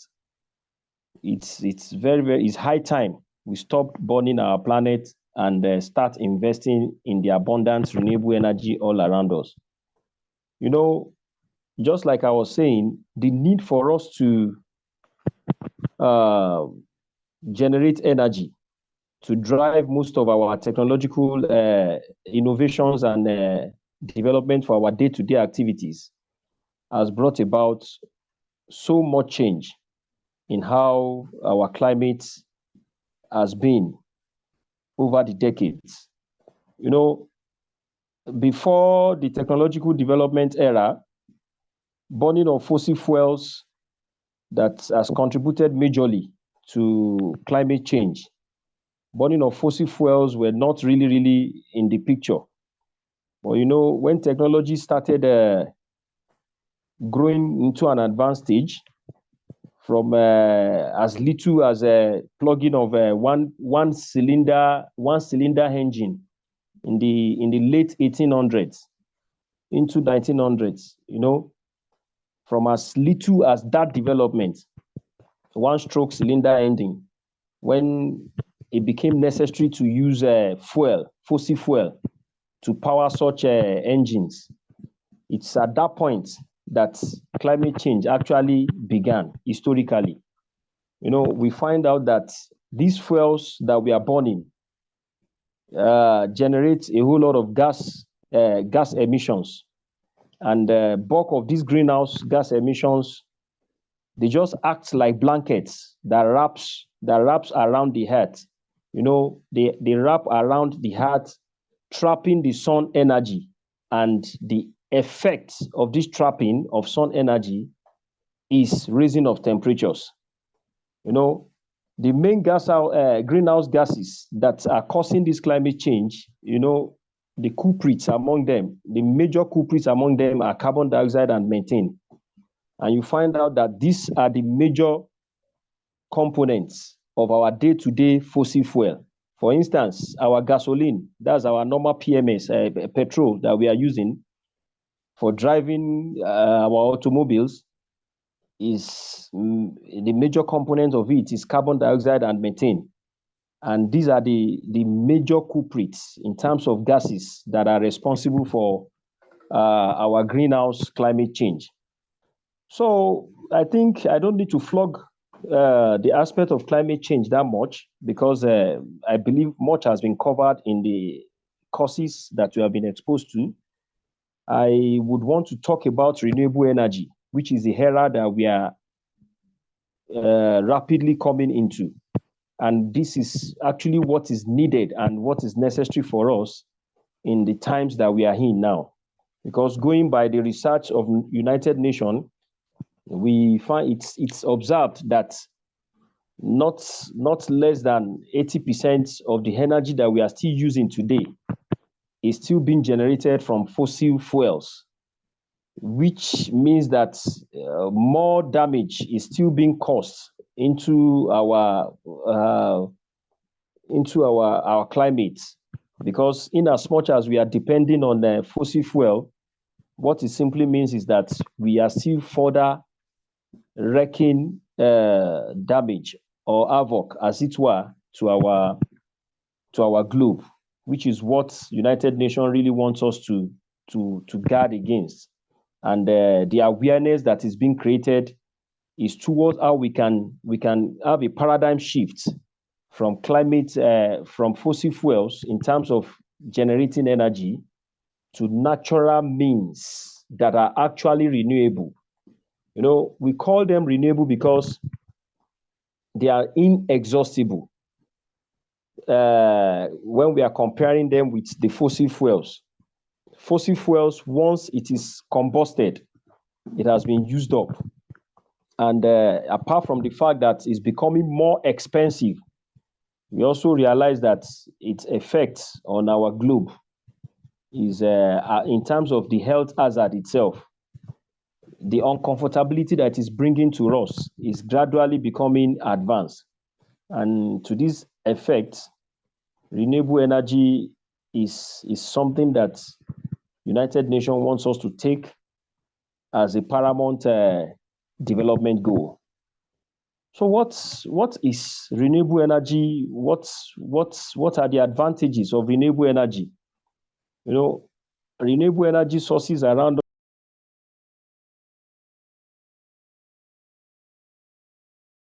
the good part of renewable energy is that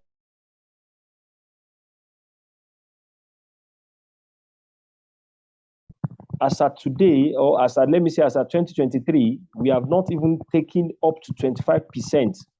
We have not tapped into up to 25% of the renewable energy sources available around us. It is still at the budding stage. Many countries of the world are still not yet utilizing the potential renewable energy that nature has given unto them. Why am I saying this? Every country of the world have their own renewable energy potentials. Like I am talking from Nigeria, and in Nigeria here, and basically in Africa, we are much endowed with solar energy. You know, not until recently, not until the year 2000s, we have not really been tapping into the abundance of solar that is available. Though technological advancement too is helping us to know more. On a daily basis, researches are going on, and innovations are coming up on how to make these discoveries in the area of solar to become more commercialized. And from there, more people from all classes of income range, not just the rich, but also the middle class and then the lower class are also able to benefit from renewable energy. You know, if you look at it, the renewable energy source of energy is much more cheaper and much more in abundance around us when compared to the fossil fuels that happens to just be the first breakthrough in energy generation. I think I would even want to take a little break and talk about the sources of renewable energy, because these sources of renewable energy will make us to understand that, as a matter of fact, truly, every countries of the world have one or two particular one that they are endowed with. For instance, I just spoke about Nigeria and Africa at large, talking about solar energy. But of course, we also have wind energy and we have hydro. The ones that have not yet even been tapped into is the geothermal energy and the biomass energy. You know, these aspects, every countries of the world has the privilege to have geothermal source of energy and biomass. But the interesting thing is that a whole lot of research is going on to tap into the potential energy that can come up from those environments. So, you know, renewable energy is a vast and a very, very versatile aspect. The good thing about it is that it is still at the emerging stage, and it's an aspect that is at the heart. You know, talking about the climate change itself, you know, energy is actually the one at the center. Energy generation, I mean, is the one at the center of climate change. So this is the reason why renewable energy is gaining the forefront of recovering our climate. You know, what we are interested in here is to create an environment that is more healthy, that is cleaner, unlike the way, and to also make sure that the global warming thing is reducing. The effect of fossil fuels around us is temperature rising, and this has to do with global warming. And that is what United Nations is actively trying to encourage us to see how we can reduce global warming that is ongoing. So basically, renewable energy is going to give us a breakthrough into our desire to have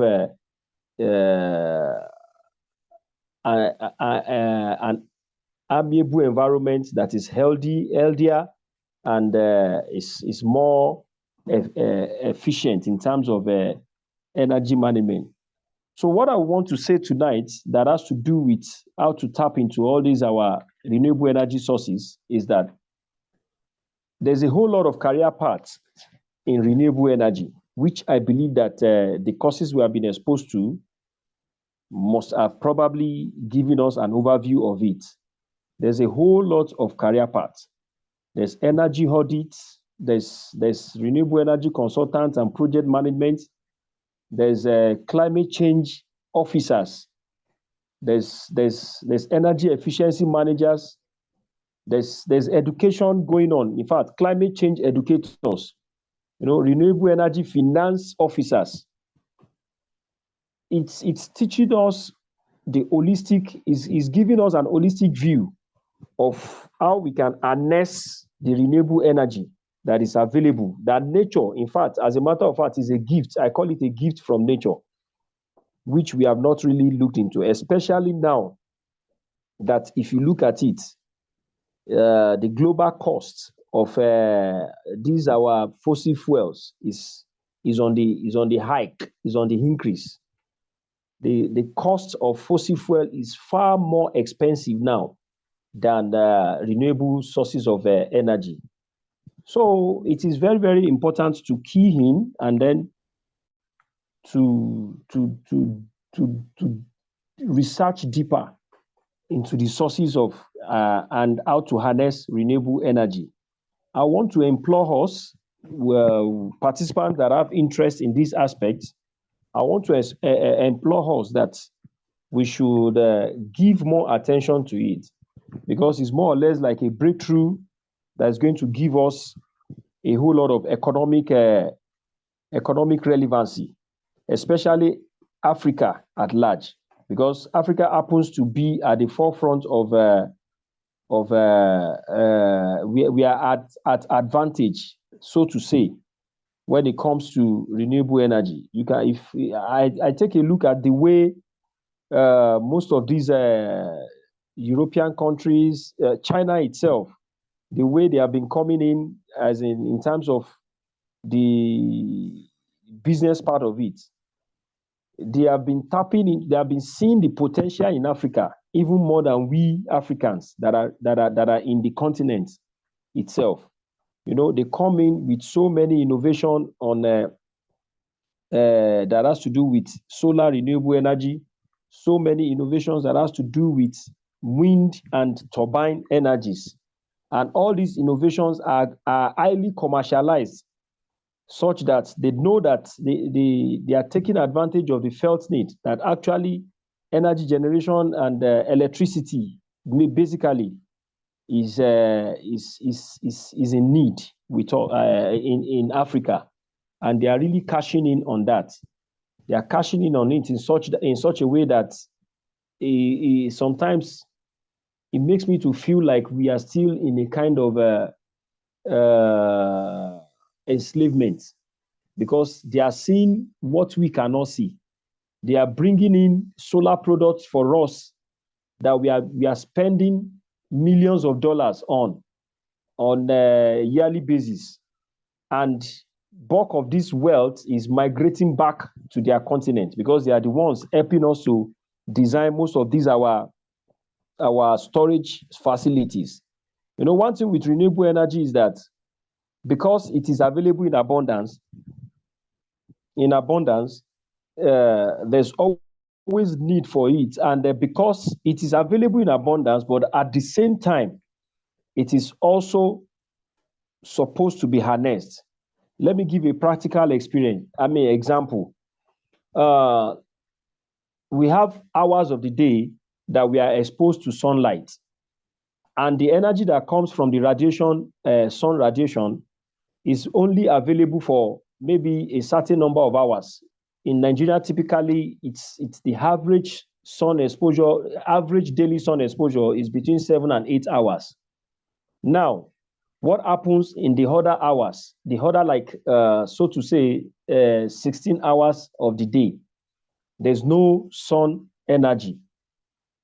So this brings about a situation where you have to store the energy, and that leads to another innovation. That leads to another technological innovation that has to do with storing up of or harnessing the solar energy, which is where battery backups and all of that comes into play.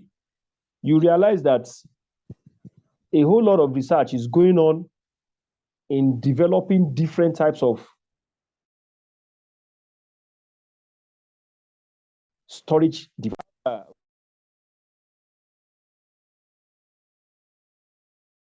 The first one of it is the lead acid battery. And the lead acid battery, we have the one that we use for solar. We also have the one that we use for automobile, which is actually different anyway. But the one that we use for solar that we call the deep cycle batteries is of lead acid type. We also have the lead carbon type of battery. Then we now have the ones that we call the lithium batteries, which are the ones that are just coming on board now. You know, all these are innovations that are coming up in the areas of storing of this energy, which our own predominant here, the predominant one with us here is the solar energy, talking about renewable energy sources. The one we have that is predominant with us here is the solar.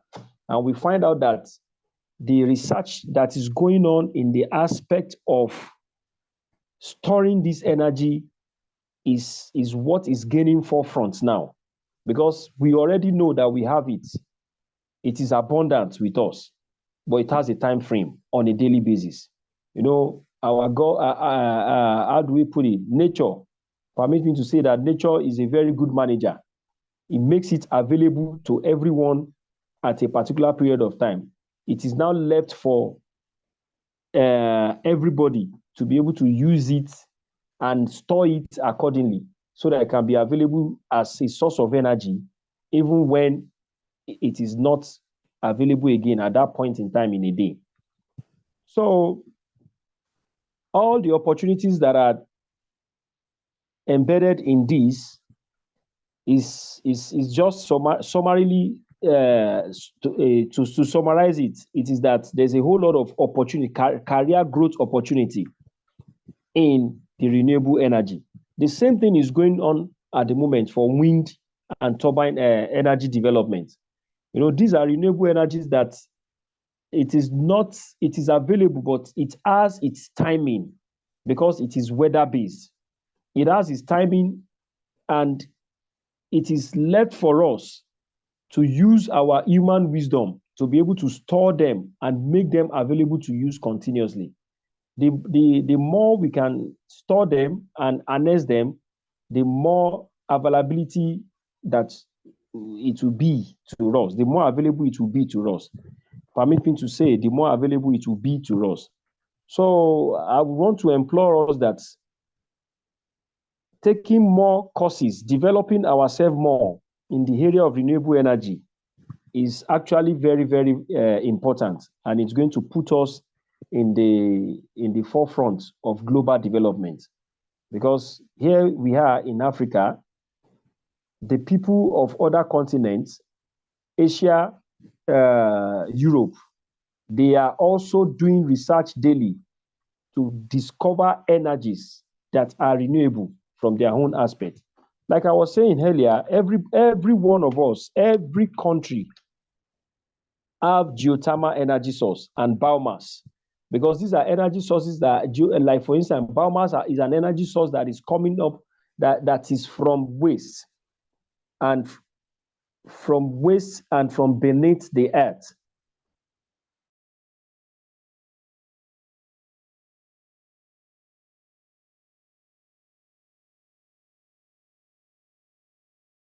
As the potential of providing energy.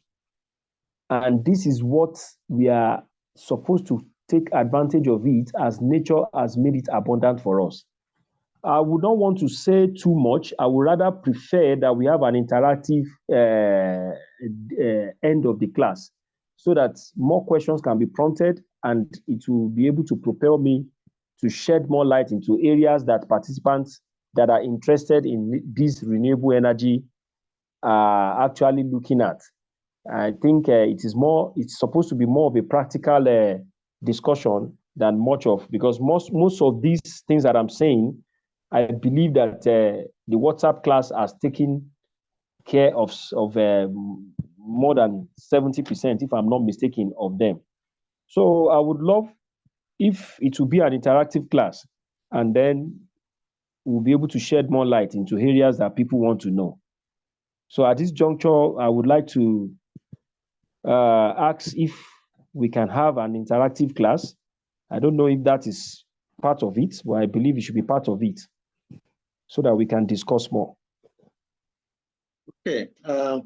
Thank you so much, Mr. Yebanji. This is, like you said, climate change, renewable energy it's a topic that cannot be discussed in just 20 minutes. Honestly, sir. Yeah, I can see how you are just struggling to bring in so many things within the short time you have, which is not. It is just too short. It's too short. So, however, you've done so much justice, and I want to believe that anybody that missed some things in the class definitely must have gained something here. And personally, I've also learned a lot. And like I told them earlier on, we cannot teach what we are teaching now in just one night. We also have our own part to do, which is to go online watch videos, YouTube videos, read, Google up topics, and swallow in a lot of knowledge in subject areas like this. And that will even make it even easier for you to sit in a class like this and even assimilate and follow. The interactive session, we might have to discuss it with Emmanuel and yourself later. What we've decided to do this year in La Plage is to create groups for courses like this where people can stay with the facilitator, ask questions, and until everybody is okay and happy, and probably even go ahead to even pursue a career path in that area. And we definitely want to do that. But for today, we are going to just allow just 2 persons ask questions. Then after that, it will be over and out so that we can close for the night. I want you too, Mr. Yebanji, to have some rest too after today's up and down. So over to you, Mr. Suleiman Garuba Luka, please. Your question should be very, very brief. And I also want to believe that Mr. Oyebaji will just use 1 minute to respond to you too. Okay. Hello. All right. Yes. Thank you very much for giving me the opportunity to answer just a question. This renewable energy, please, I want to ask, are they exhaustible? That's just a question. No, if you listen to him while he was talking, they are there in abundance. You cannot exhaust them. Just like taking the sunlight, for instance. The question is that, can you finish using the sun? But in the case of fossil fuel, you know, it has a limit. Sometimes you hear that our petroleum has so number of years it will be exhausted and all that. So you cannot exhaust it. And in terms of some other countries that they don't experience a lot of sun, can they also have the opportunity or the potentials of using the solar energy? You've already said they don't have a lot of sun. They have other forms of energy. Geothermal is there. He mentioned geothermal energy. He also mentioned biogas and others. And hydro energy. Yeah, yeah. Okay, and then another thing, please, while we share the groups, as you said here, for all the participants to go for their respective preferred courses or professions, please, I will advise if the facilitators can also bring in something like slide. Well, this program is designed to go this way, because definitely anything you need on slide has already been sent to you in text, video, and picture format in the class. So you are still asking for what you've gotten already on slide, which is not really necessary. What you need now is for professionals in that area to talk to you and give you some leeway into the course, and you have opportunity of asking questions. And I want to believe that looking at the 3 facilitators that have come on Zoom, there's no doubt that they have done justice to every topic that they came here to handle. Okay. Thank you very much. I hope I've answered your questions. It's okay, sir. Thank you. Thank you. Okay, we'll be taking the last question. Dr. Mina Obanga. Hello, good evening. The day is fast spent. Thank you for everything, coordinator, and also the presenters for attended from the beginning to this very, very, very end. My name is Dr. Mina. I'm a professor of environmental social work. My questions are just to get your guide. Number one, that the sun, for example, is widely available, has still not proven to be easily accessible in terms of transformation to solar through that initial capital. What has been done to address that initial capital that appears to scare a lot of people from the opportunities that Goal 7, which is the renewable energy, provides? And that is one of the reasons why many people are still skeptical about wanting to fully go into that process as clean as it is and still opting for fossil fuel. And then what are the policies in place to addressing an end to the fossil fuel processes? Since 1950, we have been hearing about an end because carbon emission and climate action and climate change can never come to an end if there is continuous, emission of fossil fuel. So continuous emission of this thing. So I think that's another thing that I thought I could hear from you, what you think can be done to address that gap. And then also, when we see a lot of people these days are saying that producing solar panel, is the real situation in Nigeria production or assemblage? Thank you so much. I said, let me ask these three, but I can't leave without saying I'm a thorough beneficiary of your project. And I think we can only get better with this initiative. Thank you. Okay. Before handing over to Mr. Oyebanji, yes, those two questions were also treated. If you remember, he made mention of research constantly going on into storage. The sun is there, yes, but how do we store it and convert it into energy? Research is constantly going on. And one thing I can assure you is that with research and mass production, prices of end products like this usually come down, bringing in the factor of demand and supply. So it's just a matter of time. The question is that how much of this are Africans getting involved in? Are we just going to be there to be buying? And that was what he was trying to mention. Are we just going to be there to be buying?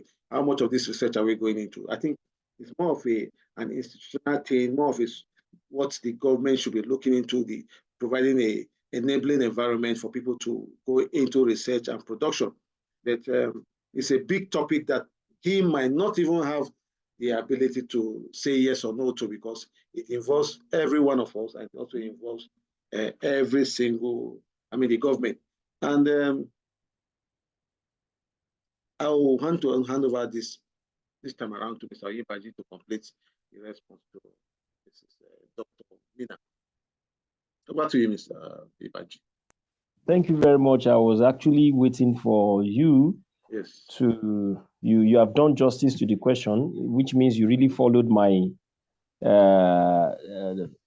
few minutes discussion. Yeah. So basically, between 2010 and year 2020, we observed, research showed us that prices of cost of solar energy and cost of having solar energy systems has dropped drastically by at least, as at 2010, it was 85% higher than what we have in 2020. And the same thing goes for wind energy.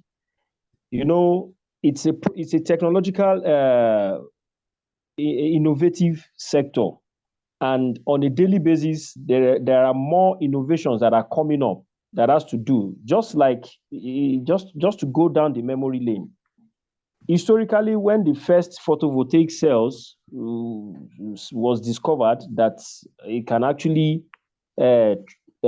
trap energy from sun radiations, we found out it was just a university project then, and I think the professor himself that did that discovery was expecting a very large. That I think one of his conclusions was that he will be needing a very large compilation of photovoltaic cells to be able to trap in a very, very insignificant volume of energy. But as of today, we have so much lesser. Okay, let me just use this explanation to drive home my point. The first set of computers, we were told that they were as large as some were as large. The first set of computer systems were as big as a hall system. Gradually, they became, and as big as they were, their storage capacity was very, very small compared to what we had at some later times. So research is going on, and this research is bringing about further ways of reducing the costs of having solar systems and making it available not only to the rich, but also to the people in the middle class and, of course, the lower class. The same thing is happening in area of government participation. We have a whole lot of public-private partnership that is going on in that aspect, even though in Nigeria, it is not yet widely spread. But I think I was privileged to get one or two information from the, what is it called? The International Renewable Energy Agency. You know, I was privileged to get some information about public-private partnership that is already going on to make sure that people are venturing together to reduce the cost. And just like I said, in terms of storage, the more the development, the evolution is coming up, the more efficiently we are able to store the energy that is being supplied within limited time frame of the day, and we are able to use it more. So with this, I believe it's just a matter of time. In between now and 2050, solar renewable energy is going to take the front line and is going to be available to not less than 70% of our population. And in the areas where solar is very, very abundant, it will be available. In the areas where wind energy, a whole lot of research is going on in that aspect to make sure that it's available, it's affordable, and it's accessible. Thank you very much, sir. Yes, thank you, Mr. Yebanji. Dr. Mina, I want to believe that your questions were answered. Okay. Okay. Yeah. Thank you so much. You did some fair justice to it. And then later on, we can always talk about the assemblages versus the production. That can be another conversation. Okay, excellent, excellent. That's nice. So, thank you all, ladies and gentlemen. Thank you, Mr. Yebanji Fafi Yebi. Thank you, Mrs. Lois, and thank you, Mr. Nelson. It has been a fruitful night, and I want to believe, though we stretched beyond our 9 p.m. target, but I want to believe that it was worth it, and that we are all happy. This program is being recorded, and at the end of this program, we're going to send a recorded version of this program this night or tomorrow morning to your class, and so that you can watch and also share with others. Thank you, and God bless you all. Please, you can feel free to go ahead to pay for your certificate, and we'll be adding something to the certificate that we are issuing. We'll be giving out letters for those of you that want to do internship. Just get your letter, just go somewhere and do practicals. One thing that you can do for yourself is to have practical experience in everything you've just learned. Don't just get a certificate and think certificate will open doors. Make sure you have experience. Volunteer 1 month, 2 months, 3 months. Go for internship. If you want a letter of volunteering or internship, just indicate and get it. And we'll provide it for you at no extra cost so that you will be better. And by God's grace, Africa will be better for whatever we are going to be doing from now henceforth. We are doing our part. The ball is now in your court. Good night, everybody. God bless you all, and see you in class. Thank you.